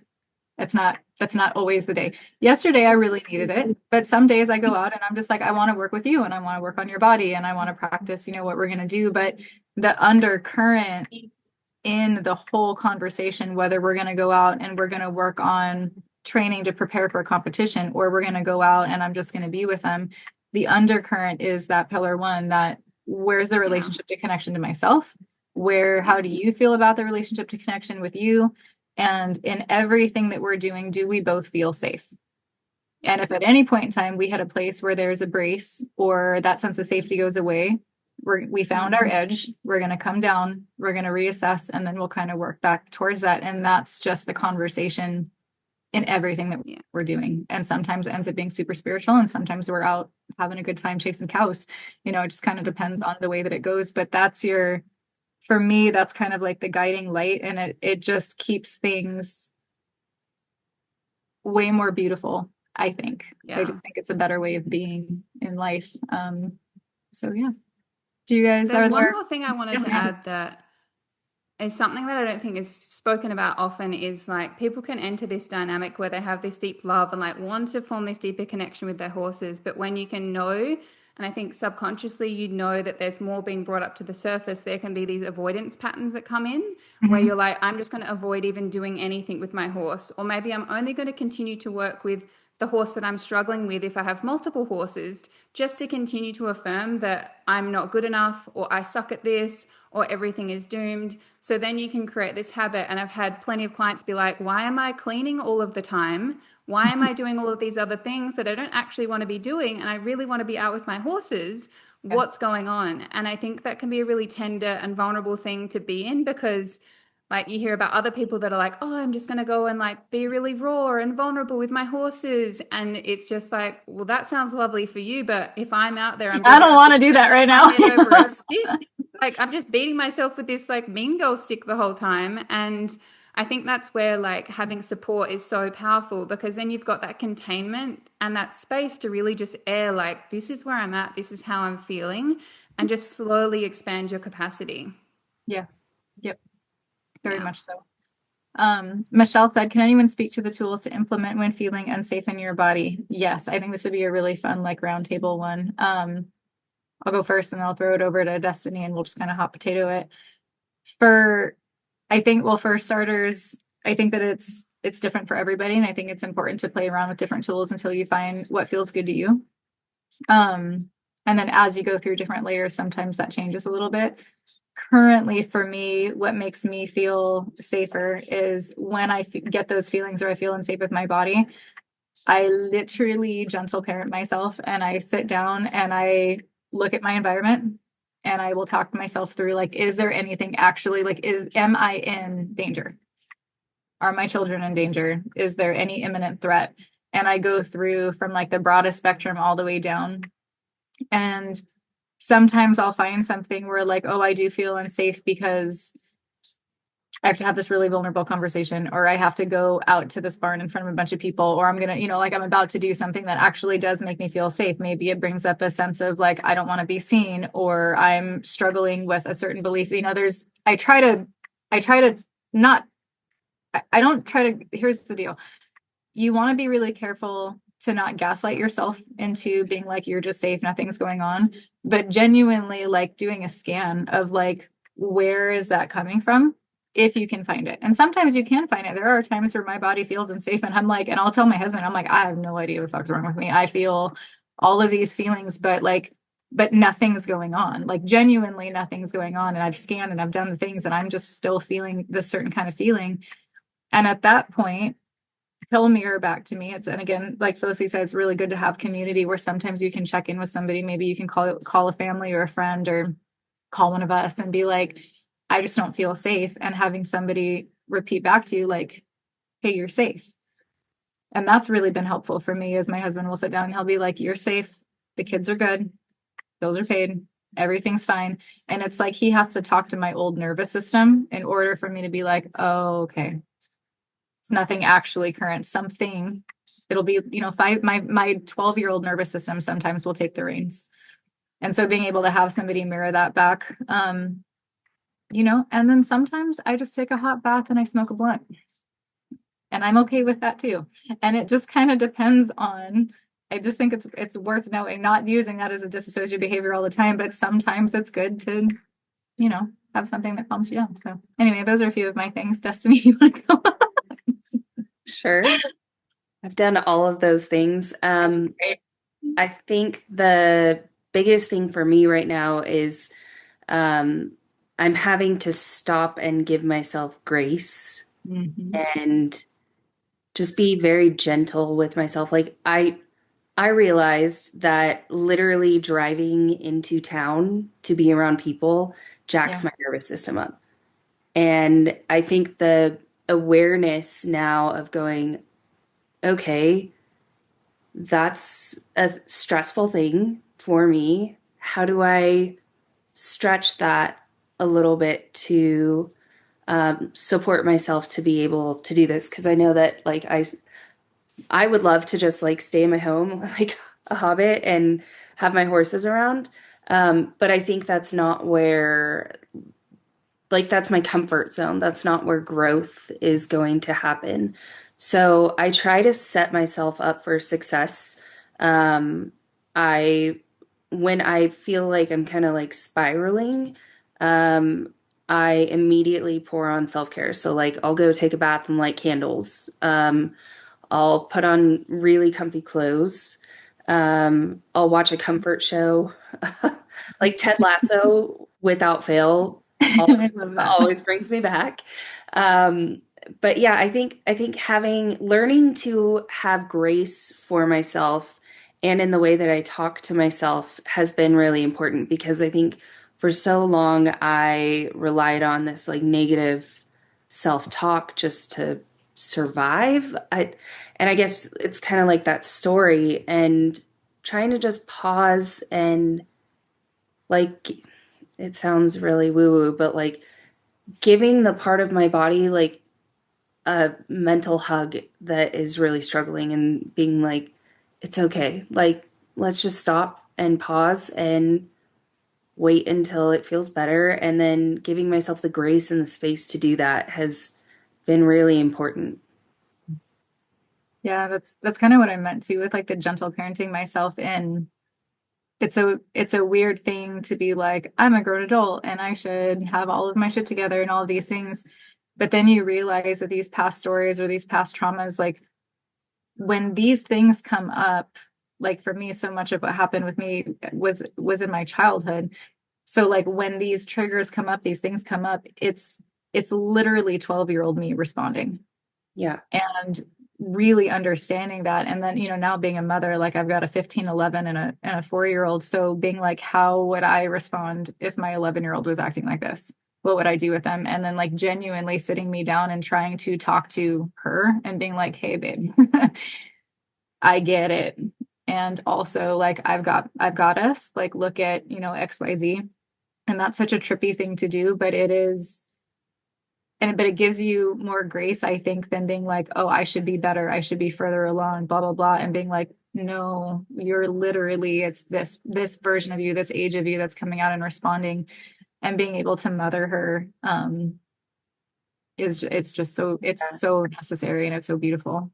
I mean, my life has changed drastically. I used to have this big, huge career in defense contracting as a recruiter, and I started to realize how stressed I was, and then learning about I didn't even know that emotional or nervous system regulation was a thing. So there's times I feel like almost like a kindergartner learning about all of this stuff. Um, I think when you have a situation too where like maybe you didn't have a good example of parenting or parenting at all, as you go and as you learn, I do the same thing. I'm finding that each layer that I kind of like heal and process, there's this other big response for the next thing that's going to come up. And I kind of have to honor each part of me that's coming up because if I stifled that, I would be right back where I was stressed out and not having any joy in life. And I think it's become very big for me to just hold those moments that are coming up and the parts of me that are finally safe enough to express themselves. Um, I just have to honor them and I always try to kind of look behind what the mentally like look behind what the response is and see what the cause is. Like there's the trigger, but then there's the underlying thing that happened that you've stored. And so I try to always dig a little bit deeper to figure out what it is. So she just did pillar one walking about 10-15. Mandy, what are you thinking? This whole conversation's been really awesome because for me, whenever I was invited to this conversation, I said, "Who am I to be a part of this?" I I felt like the I felt so to imposter all three of syndrome. you, and I'm like, what are you guys even talking about? This is what you do for a living. I know, but it's easier to do and to not expose yourself to everyone. And that's where I was. Just in this whole conversation, I've been thinking, oh my gosh, I'm surrounded by these amazing, intelligent, beautiful women who have done so much and are so articulated in what they know. And here I am just sitting back trying to not stumble over my words. And that's what happens with all of us. We all show up for our horses, we all show up for other people thinking we're not good enough and that we're going to screw it up somehow. It's what Danielle was saying about feeling safe in your body. We've created this story in our mind that we're going to mess it up somehow. And that's, that's my struggle all of the time. But, you know, it's everyone has said it's having that community. It's those people that show up for you and say, you are good enough for this. You were invited to this for a reason, that you have something to offer. And that's what I think I have to tell myself all the time is you are good enough for this. So when I start to feel unsafe in a situation or in my body or as a leader, whatever it is, it's just about praying, like, how can I show up for the other person, the horse right now? How can I just give myself that talk of, you are good enough, you have something to offer. And I think that's something that we all have to struggle with. Like you said, you sit yourself down and have that gentle parenting conversation with yourself. And I don't think that ever ends. I'm 45, and I think this year I finally realized that it's okay that I don't have all my stuff together, and I probably never will. And everybody else out there that looks like they have it all together, they don't either. There's some point where there's a dumpster fire just off screen and we don't know about it. And sometimes that's on screen. If anybody caught mine and Felicity's call last night, I'm like, everybody gets to wait. We got on just as like an aside. So like I had the day that I mentioned and I was like, just heated pissed. And I've been trying all day to like work through it. But it takes I have a very long fuse now, thank God. But when that hits, oh man, it's something else. And poor Felicity, we get on this thing and like, I'm like, I showed up, like I said, I was going to show up and I'm a good businesswoman and I will do the thing. And I was like yelling before we hit record. And I was like, I've been trying all day to like regulate. And I knew we were doing this thing and I'm trying really, really hard, but this is just like, I just know where it's at. And I was like, we could either, and we could have done a different night and it would have been fine. And she's so good. And she's like, honestly, I just think everybody needs to hear it and they should just see you like this. And a good little dose of feminine rage is just good for the soul. And I was like, all right. And so I'm sitting there like trying to like, I'm like rocking myself and I'm like gentle parenting myself in my head. And I'm like, don't say like, this is not their problem. This is this other, like, it's okay. And then, I went through a sensation where I hate clothes anyway. And I'm from Hawaii. I'm a surfer girl. And I went through this phase where like my skin started just like peeling off of my body. And I was just like, somebody probably thought I was on drugs if they're watching it. And I'm just like, I just really want to take my clothes off. But I was saying it and I was just telling people like, as the sensations were coming up on this business podcast, I'm like, and here's where I'm at now. And then we hit a point where I just started like yawning excessively. And I'm like, and now we're down regulating. All right, we've hit the thing. And then all of a sudden my appetite kicked in. My husband knows me so well. And he like left out a quesadilla for me. He's like, at some point, when she hits this thing, she's going to need to start eating. Otherwise, like the hangry gremlin's going to come out. Because of course I've not eaten all day because I'm too pissed off to eat. And so I'm sitting there, on the thing. And anyway, I say all this to say, as somebody who teaches about nervous system regulation and how to show up for your horses, I thought we decided that it would be really good for everybody to just see in real time me go while showing up for this thing, because life's a shit show. And we all go through this. And it's just a really good example of, like Mandy said, like none of us are, I don't know anybody that has this completely dialed in. And if they do, the few people that I know that are like really, really dialed in also live really safe, structured lives where they're really not around the public a whole lot. And they're living a life that I kind of like wish that I could as a hobbit. And that's brilliant. But when you're constantly like, that's just life, and I'm not perfect at it whatsoever, but it's good to talk about. And I think, again, that's the sign of a healthy nervous system. It's not one that like doesn't have a fuse, and it's not one that doesn't get dysregulated. It's one that can get that high and come back. That's what we want. And that's what we want for our horses too. There's a lot of as a little aside, there's a lot I've been talking about the nervous system for a decade now, and now all of a sudden it's a buzzword, and I love that. And I love that we're getting a little bit more insight on it. What I don't love is there's a lot of stuff with horses, including the shit show that I've shared today, where the whole thing is like the horses have to stay down regulation to the point that we are now seeing horses in a fawn response because people are like, the horses have to stay down and quiet 24/7, or we're going to pussyfoot around issues and we're not going to actually have the conversations around the scary things because we don't want them to blow up. So we need to like make sure that we just don't ever upset them. And neither is good for the nervous system. And my hope with this conversation that it's bringing up stuff for you guys and the things that we have to work through, realizing it's the same for our horses on that. Like, a healthy nervous system is one that has full expression and can have full expression without being damaging, right? Like, that's a big thing. As a mother, I deal with this with my children. Like, they're allowed to get as big and as loud and expressive as they want, so long as they don't break things and they don't physically harm somebody. Those are my only two rules. And then as they've been allowed that expression, now when they get heated, they don't feel the need to get quite, especially you get a toddler. My daughter is like in the pit of the princess tantrums. It's phenomenal. I love it for her. The way that she just throws herself apart when she gets mad. And I'm like, oh God, I wish I could still do that. Get away with it.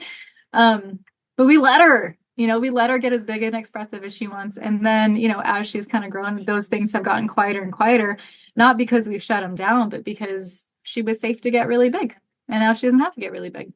And it works for the horses and it works for us. And anyway, yeah, that was just, I had to go on a little tangent on the equine nervous system stuff because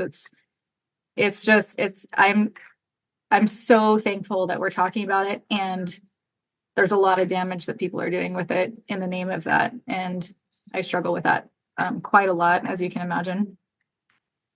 Felicity says, it was a masterclass in watching sluts regulate. It was something.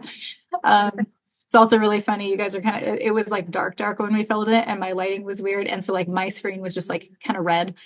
And Felicity is like so beautiful. And she's got these shiny sapphire eyes. And she just had this really cool, like a very cool tone to hers. And mine was just like fire. It's like, well, here we are. It matched. One of the other things that I wanted to add too was celebrating the small victories. Like Dustin said, at the end of the session, when the horse is free to stay or go and the horses hang out. And I think that that's one of the things we need to remember is those things are huge victories. And it's remembering those wins because then we build on that and we can go back to that win when we feel like we're about to spiral out of control again. Absolutely. Somebody asks, is fawn where is it? Is fawn response the same as a shutdown horse? Yes, no. When I see a shutdown horse, sometimes they can be that way. It kind of depends on your thing of shutdown. When I see a fawn response, which is what I saw in the video and in all of the horses that I see from the trainer that I shared today, in case anybody's curious about the shit show that I've gotten myself into lately on social media. What I see is, and I apologize for the trigger if this brings things up for people, but it is what brought it up viscerally for me, and it is why I have been so heated and angry about it. A horse that's in a fawn response in resort to being physically abused, which is what's happening, what they end up going into is a place of appeasement. So a shutdown horse kind of goes into like heavy disassociation where they're just like, I just don't see and feel anything, which I lived in disassociation for the majority of my childhood.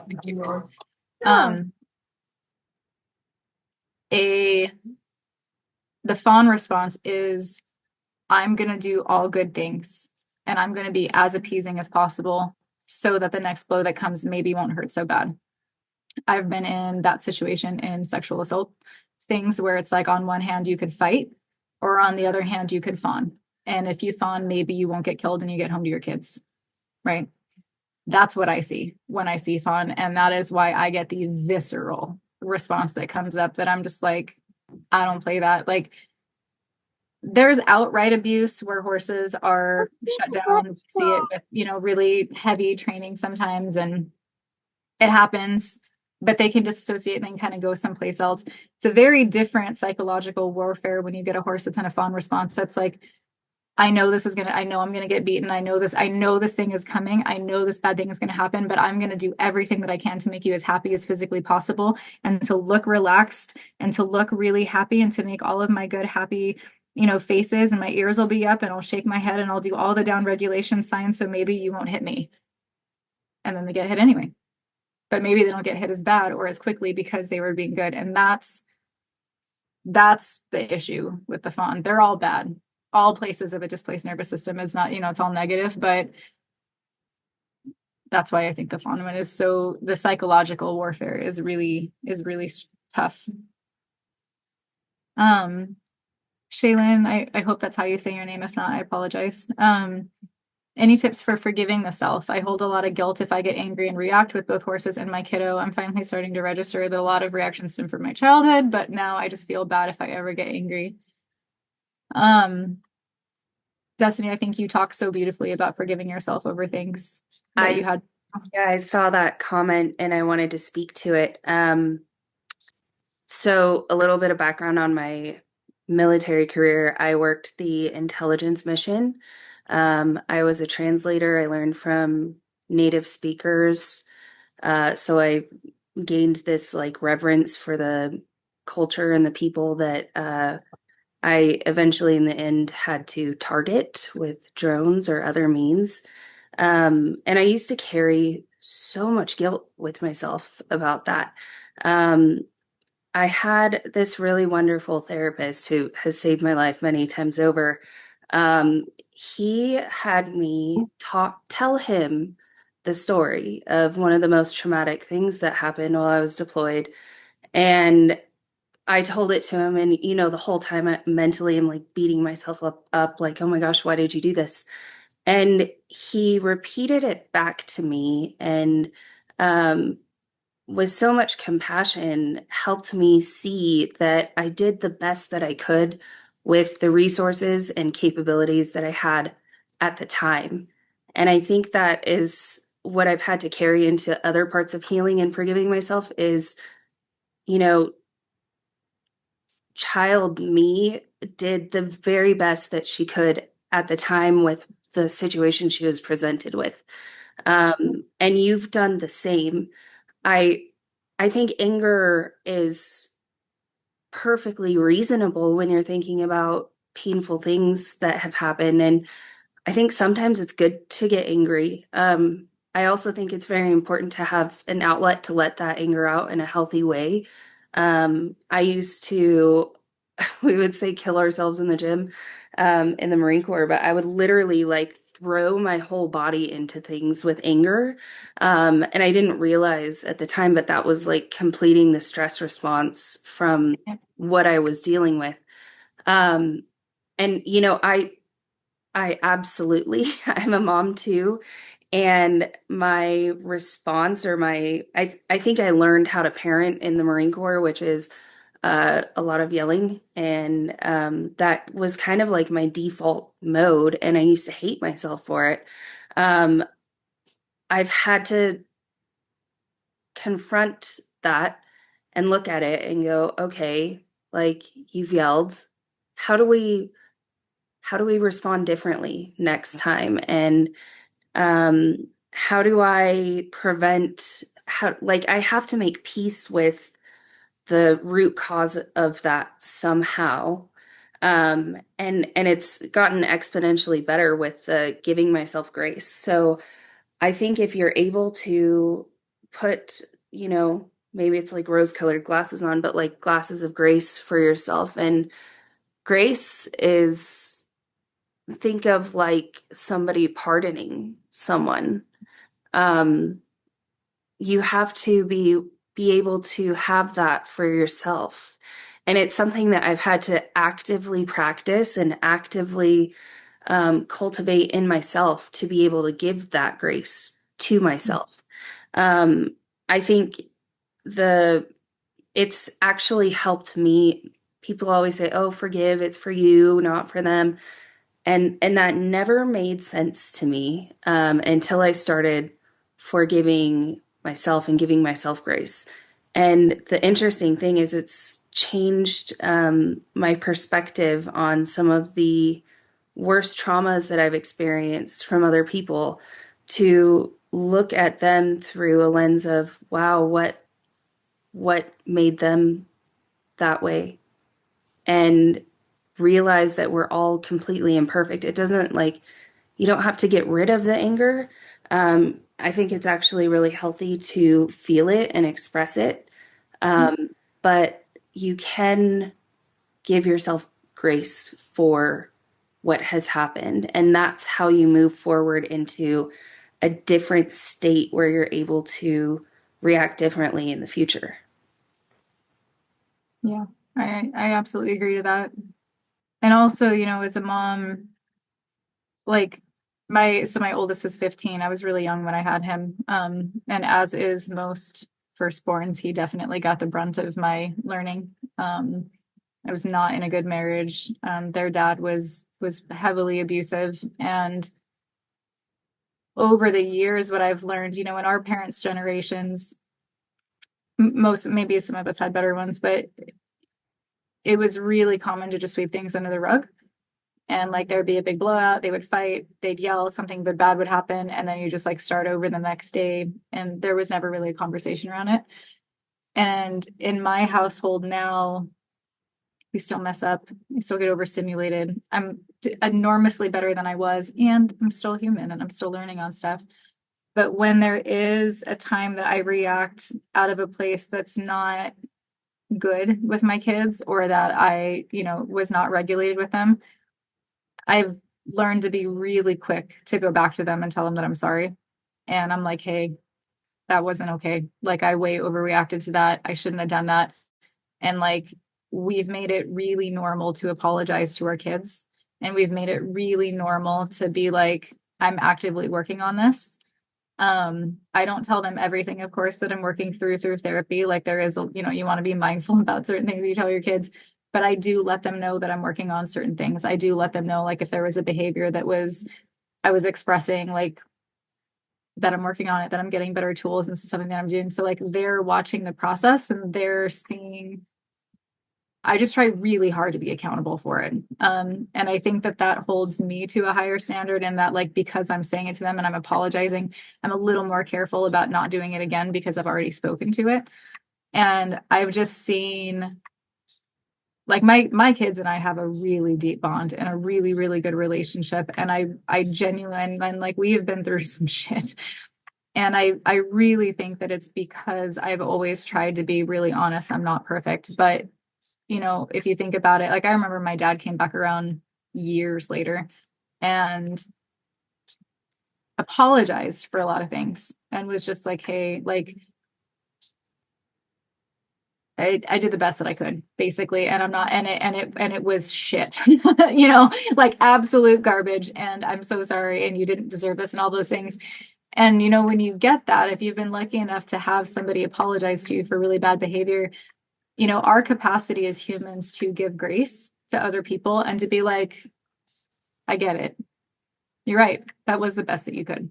You had a horrible childhood. You had a worse childhood than I had. I at least had a better one that you did. I didn't have all of these things that you did. You know, you fucked me up in a different way than your parents fucked you up. And you know what I mean? Like, we're going through this thing.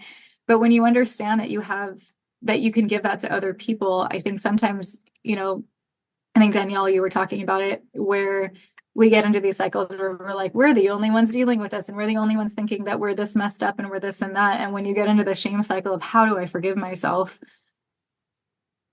you have to, it's like you get into this mind trap of like, nobody could ever think that you're okay for doing that. Nobody could ever forgive you. And you're like, you tell yourself these stories, but that's fundamentally not true. Like, my babies forgive me.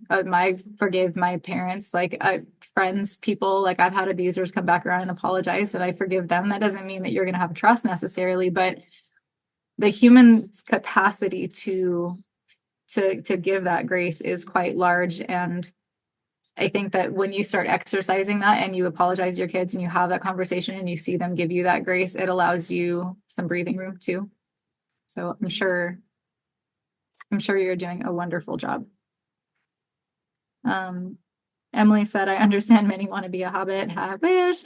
However, I struggle to be by myself. Not that I want to be in the public. Can you speak to how to grow and regulate when one struggles to be just with them selves. And Felicity said, you can speak to that. Go for it, girly. I really relate to this one. And this was something that I found like I was being really hard on myself with, because people would talk about journaling or having a bath or doing something nice for themselves or really just owning where they were at. And I would find when I was on my own, I would just want to go into a numbing tendency, like eating more food, scrolling, like distracting myself, something like that. And what's been really helpful for me, first and foremost, is to just acknowledge like the presence of another that I feel safe with is really, really regulating for me and really, really helps me. And I think what has given me a deeper kind of context to this as well is learning about how I best process emotions from like an astrological perspective and what I'm really invited to connect to. There are some people that being on their own and just being outside and laying on the grass is like, oh my goodness, the best thing ever. There are some people like myself, I find verbalizing things really, really helpful. And initially, I would do this so much so that like I would voice note a friend that I love and adore. Mm. And even if I didn't send it, I still felt safer sending the voice note or recording it, knowing that I might send it to someone and they could hear it if I needed them to hear it. And sometimes that would actually help me bring the emotion forward, because one of the first things I would actually say in terms of like unpacking or like supporting yourself in a sticky moment is to just validate and acknowledge how you feel. And that's like just that alone will shift so much. And I notice even in clients, like the moment they just validate and acknowledge how they feel and not make it wrong for a moment, it is, or even just acknowledge, like, I feel angry that this thing happened and part of me wants to make this wrong. Like, just acknowledging all of the different facets is really, really powerful, because I think some people can get into the blanket thing of like, I'm bad, I'm wrong, I'm a terrible person. It's like, no, part of you feels like you're a terrible person. But I'm going to guess if you have this awareness, another part of you actually thinks that you have really good intentions. And like, let's acknowledge the whole spectrum of this here. So I think in terms of growing and regulate when you struggle to be on your own is just not making that wrong first and foremost, and just recognizing, like with anything, we're just expanding our capacity for things. So maybe on your journey, and I really like the concept of shaping when we look at behaviors, just like we shape out behaviors with horses. It's going, okay, well, where are you at in terms of feeling comfortable regulating? How many people? What kind of people? Where are you at? Like, just get a little bit more understanding of you. And then you can start to go, okay, well, now how can I break this down so that then I can feel more comfortable over here? And maybe that might start with going like, all right, well, maybe I'm on my own, but I've got my phone nearby and I've told a friend that if I need to call them, like I'll call them. Or maybe I've got somebody in another room and I'm just practicing for a short period of time, like just being with myself. And one of the things that I think is really powerful, and Celeste Pillar One does an amazing job at this, is the power of co-regulation. You can't have self-regulation without cultivating co-regulation first. So I don't think it's wrong to want to be in the presence of others when we are also social animals, and many of us never learned healthy regulation skills as a child.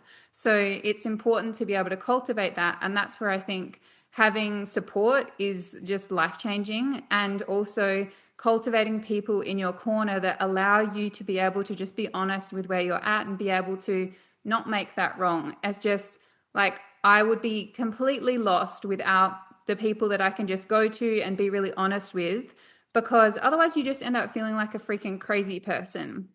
And then one more thing I wanted to say in terms of the forgiveness thing, and I think you, Destiny, and you, Celeste, did such a beautiful job speaking to this, is I think forgiveness isn't necessary once you've cultivated acceptance.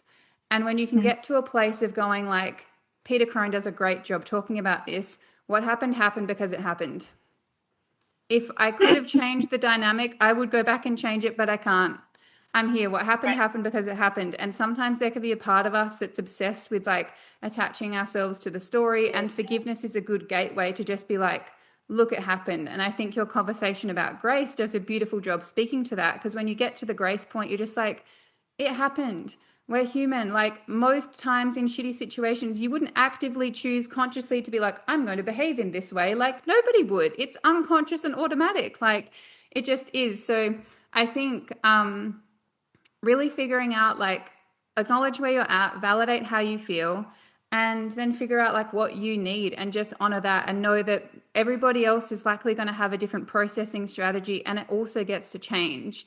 And that can be really freaking annoying for people that just want like a do this 5-step plan and you will be fine. Like it's just I've tried to find the 5-step plan. I've tried to find it. It Like when doesn't people talk exist. about That's like trying to work on like getting into your feminine energy and they're just like, what do I have to do to be more feminine? And you're like, that's the opposite of what you got to do. Like it's, you got to be and you got to, I love exactly. that And too. the feminine energy is Cool. expressed in like so many different ways. So many ways. Sometimes rage, So sometimes other yeah, things. that's what My I want to say. my husband had a really, really, really hard time being alone with himself. And what he ended up figuring it out was that for him, and I think that there's different reasons for everybody. And then I'd love to hear, Danielle, I'd love to hear you kind of close in on that because I think that that's a big one. Because if we're not okay with being with ourselves, and then we go out with our horses are going to be like, what's going on? Why you not good? What he figured out was that he always had really bad negative self-talk. So that was why he didn't like being alone with himself, because if he was alone with himself, then all of a sudden he was alone with his negative self-talk. So his being alone with himself was dangerous for him. I did not have that. Like I've always been okay being by myself, but I was by myself like a lot as a kid. And so for me, that was kind of like an easy thing, but I'm sure mine was a little bit different. But when I hear people that don't want to be alone with themselves, what I've learned to hear is that means that they are not safe to be with. And so you really have to reprogram. So he had to do a lot of work. And then to Felicity's point, one of the things that he worked with is changing the self-talk and then also co-regulating if it got too much. So we would practice like sitting in the sauna and we'd practice like sitting and doing nothing and like meditating. And he would, if the negative self-talk came up too much, he would tell me, or he would do this with his therapist, or he would do this with his best friend. And it would like, we'd kind of like mirror that back and then he'd get to co-regulate and then it would come back in. And then he was able to build a capacity where like now he can be by himself and it's okay and he doesn't have that. But it was like a several year journey for him to really get through that. It was really fascinating. Yeah. Sad, And but even for me, like I'm cool being on my own, but I just recognized that for a long time I would just disassociate.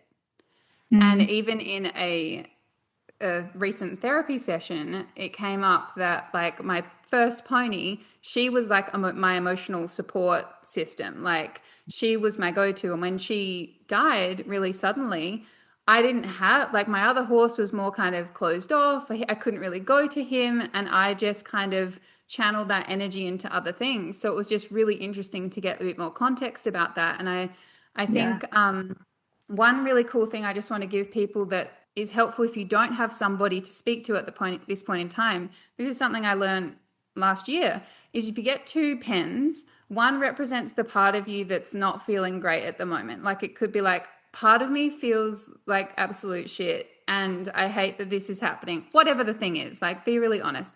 And this other pen is like your higher perspective. So you're just having a conversation back and forth to be like, okay, like this part of you, how are you feeling? I'm feeling this way. That's totally understandable. Like that makes sense how you feel. Like, what do you need right now? And you just go back and forth. And then by a page, it's provided you have enough like capacity and understanding to just start the dialogue. Like you'll find a lot shifted. Or even if you pretend like this part of you that's wounded is like your best friend. Like how would you speak to your best friend if that's what she's experiencing, and like role play a little bit. I find that really, really helpful if you don't have that, because I know that it is a real blessing to have people in your corner that you can go to and safely express with, and not everybody has that. So that's something that I found really supportive. I love that. I do think that sometimes like when I get kind of like hard on myself, I'll be like, what would I say if Tara or Catherine or like one of you, like what would I say if one of you guys came to me with that? Like, would I answer them like I'm answering myself? I would not. Yeah. So like grabbing that and throwing it back in. Miss Danielle, what do you got for us to close us out, my love? Yeah. I love everything that everybody is saying. So I actually want to close us out with a couple like takeaway exercises and practices. Yes, yes, yes, yes. First of all, before I dive into those, I want to say that feeling your feelings is a political act. As women, we are taught from a very young age to stay small, to be small, to shrink, to not speak up, to not take up space. And so being able to actually feel our feelings, express our feelings, acknowledge our feelings is a political act. And so this conversation is so incredibly important.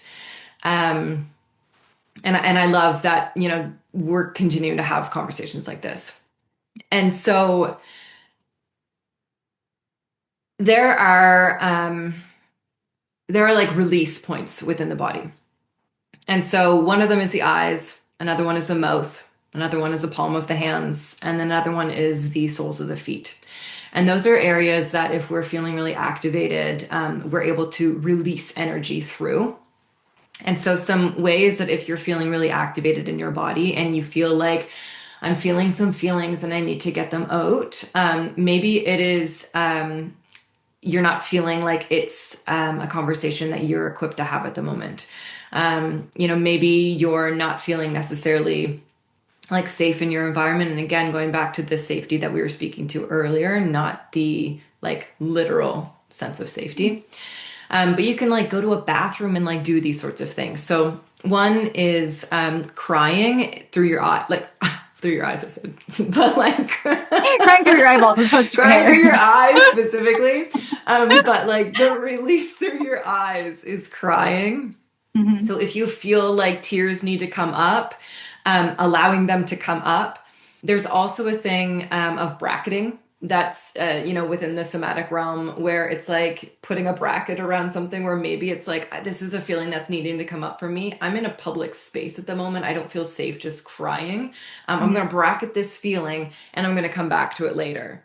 But the thing is you actually have to come back to it later. Mm-hmm. Right? Like you can't just say, like, oh, I'm going to forget about that. Do you have any tips so I've gotten better. I went years without being able to cry. Like it was like an actual thing that like I would feel like the tightness come up and stuff and I'd be like, cool, ready, go. It just like wouldn't, like I couldn't cry. It took psychedelic journeys for me to break that shit out. But do you have any like somatic tips for like if you feel like that needs to come up but you're feeling just kind of like congested, how one might find that? Yeah, so I would reroute it to a different area. Okay. So if it is stuck, if it's not able to release at that moment through that spot, see if you can reroute it. So then we go to the mouth. Okay. That can be something like screaming into a pillow. Love that. It can get a lot. Right? Like that can, that's somewhere that it's a little bit safer. I'm just going to scream into a pillow. I'm not going to have a conversation. It can be literally having a hard conversation. It can be saying what you need to say. That is a somatic release. It's like opening up those words and allowing them to actually come out. And if that doesn't feel safe, scream into a pillow. Cool. The hands, the palms of the hands. So things like the tapping against our body, just like clapping our hands, shaking your hands as if you have water on your hands, just allowing that energy to flow through the palms. And then the next one is grounding, it's the soles of your feet. So one of them can be through grounding, like going outside and putting your bare feet on grass. It can also be stomping your feet or jumping up and down, like, doing something to activate the soles of your feet. So those are ways to move the energy out of your body.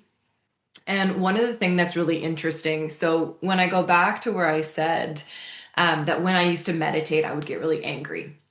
And I never understood that. I always just thought, I'm not doing this right. I'm bad at this. I'm not good at meditating. It's not for me.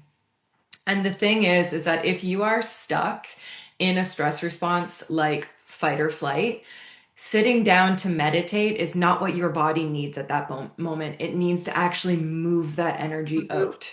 Mm-hmm. Right? And so then instead of saying, I'm just going to sit down and I'm going to breathe through this, great, but maybe not at that moment. At that moment, maybe the best thing to do is to jump up and down, or to shake, or to, clap your hands, shake your hands. And then after you have that, oh, okay, I'm feeling better, then maybe you feel like you can sit down and you can do, the meditation if you still feel that it's needed.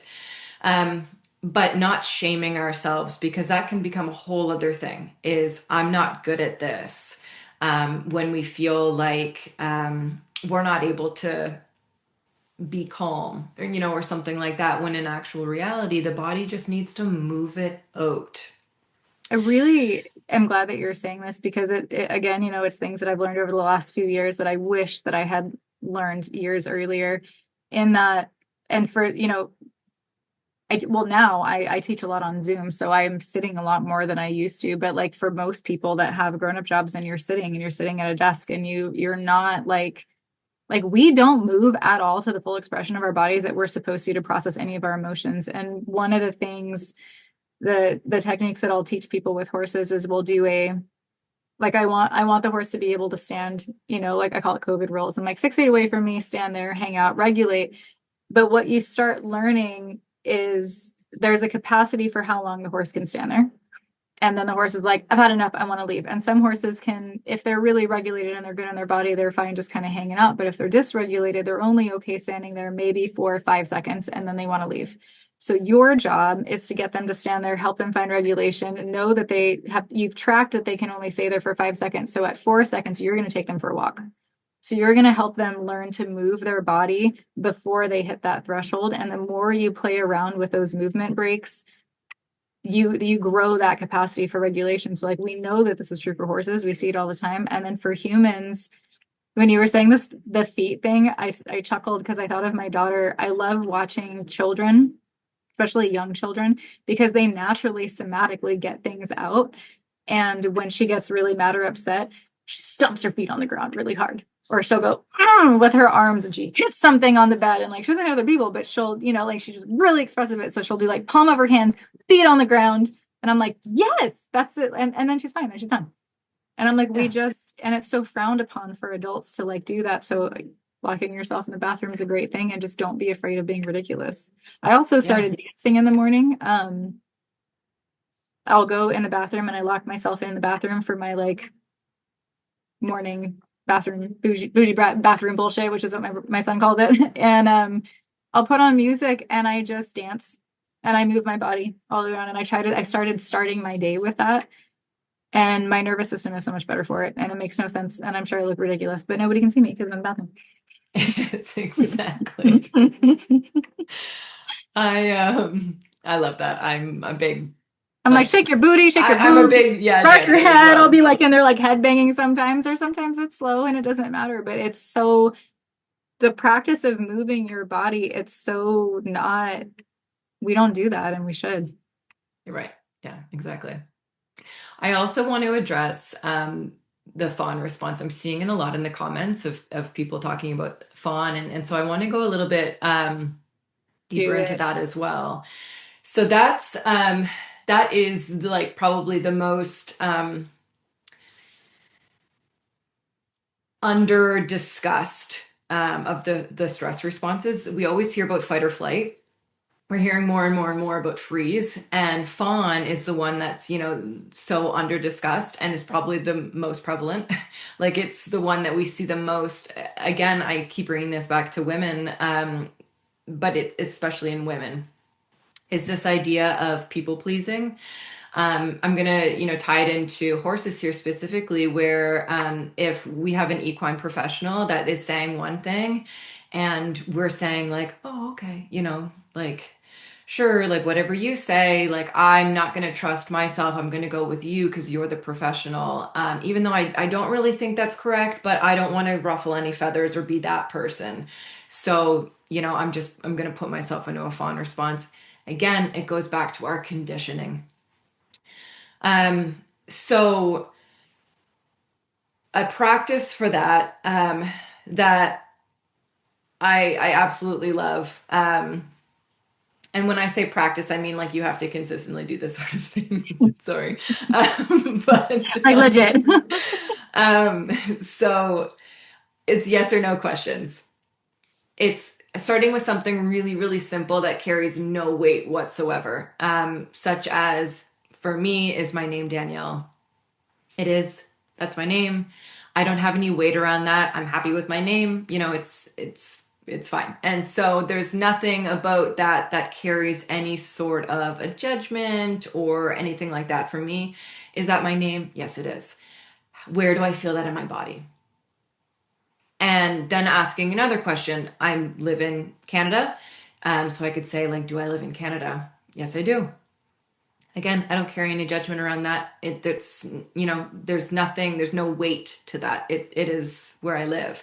And so where do I feel that in my body? And then continuing to ask and doing the same thing with no questions. So again, I could say, using the name, is my name Caitlin? No, it's not. Mhm. I don't have any weight against that either. So where do I feel that in my body? What's the difference between me saying, is my name Danielle, and is my name Caitlin? How do I feel the difference between the two?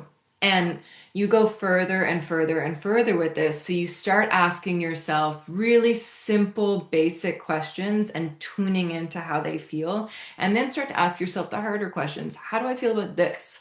How do I feel about that? And really getting to know the responses in your body.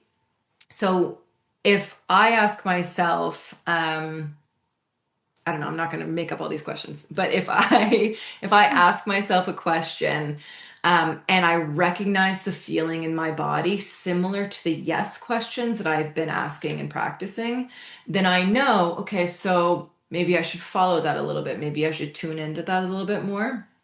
And so we really start to get to know ourselves. We get to know our values. And so then when we're presented with a situation, like I mentioned earlier, an equine professional that maybe is saying something to us, and I say, that's a no in my body. I recognize what they're saying, and or I hear what they're saying, and I recognize that in my body as the no response. Then I then know, okay, I can say, no, thank you. There's no weight to that. It doesn't have to be anything. It can be something that I don't engage with at all. But I know for me, that's my truth, rather than saying I'm going to delegate my horse's health to this, even though I don't agree with it, or I'm going to say, I don't know, I don't trust myself. Let me put all my trust in you. I'm feeling that in my body. I'm getting to know that more and more and more. And so the more we can get to know our responses and our truth and our values, the more we can start to come out of our fawn responses, and begin to practice just like speaking up and standing up for ourselves. I've always found that it is easier for me to practice standing up for myself by first practice standing up for somebody else. If I can stand up for somebody else, if I can stand up for my horse, if I can stand up for, that person over there, and I flex that muscle, then I'll be able to start to stand up for myself as well. So just starting to play around with those little things.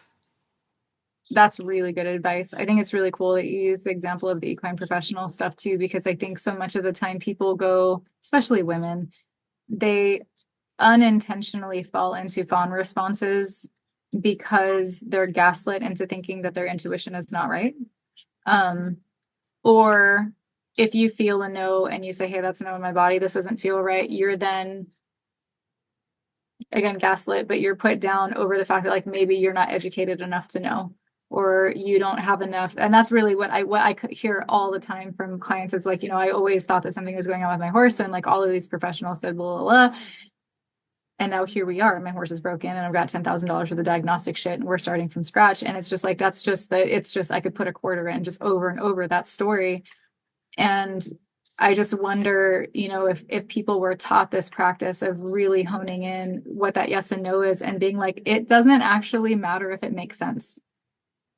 It doesn't matter if it makes sense. It doesn't matter if you have all of the training or not. Like if you feel that no, trusting that your body knows best and going on with that, but having the practice of what you just taught us, where it's like you start getting to know what that actually is, because sometimes we don't really know. Sometimes our yeses and our nos get a little bit muffled. So having that practice of really like integrating and knowing what that is, so that when it comes up, you can be like, Yeah, I don't know. It's a no for me. I don't have to have an answer, but that's Yeah. it. And I think that so many people and their horses, their children, our ability to advocate for ourselves, like you said, like our bodies are so intelligent. They're so intelligent. And I think that that is such a perfect thing to kind of close out on, is just trusting yourself. What a cool practice. Thank you for sharing that. I'm like Oh. immediately going to go and do that.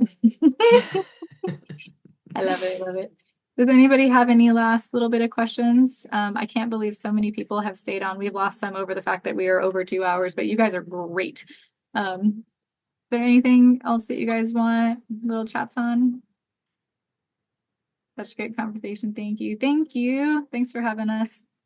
I'm super excited. I'll get the recording of this downloaded, and then I'll upload it into, I think I can just upload it into the event space that we posted it on, so you guys can just kind of have it there. And then I might try to just post it on my personal one too, in case you can't catch it either, because we don't really have like an email list for this to go on. But at any rate, we'll make sure that you guys get it. If you can't find it, just shoot me an email or a message on Facebook, and I'll send you the link on that.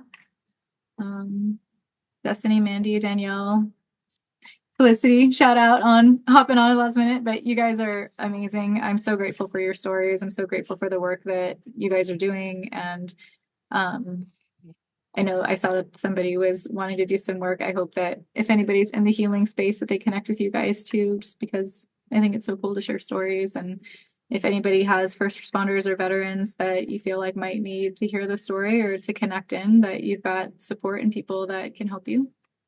And yeah. All right, you guys, have a good night.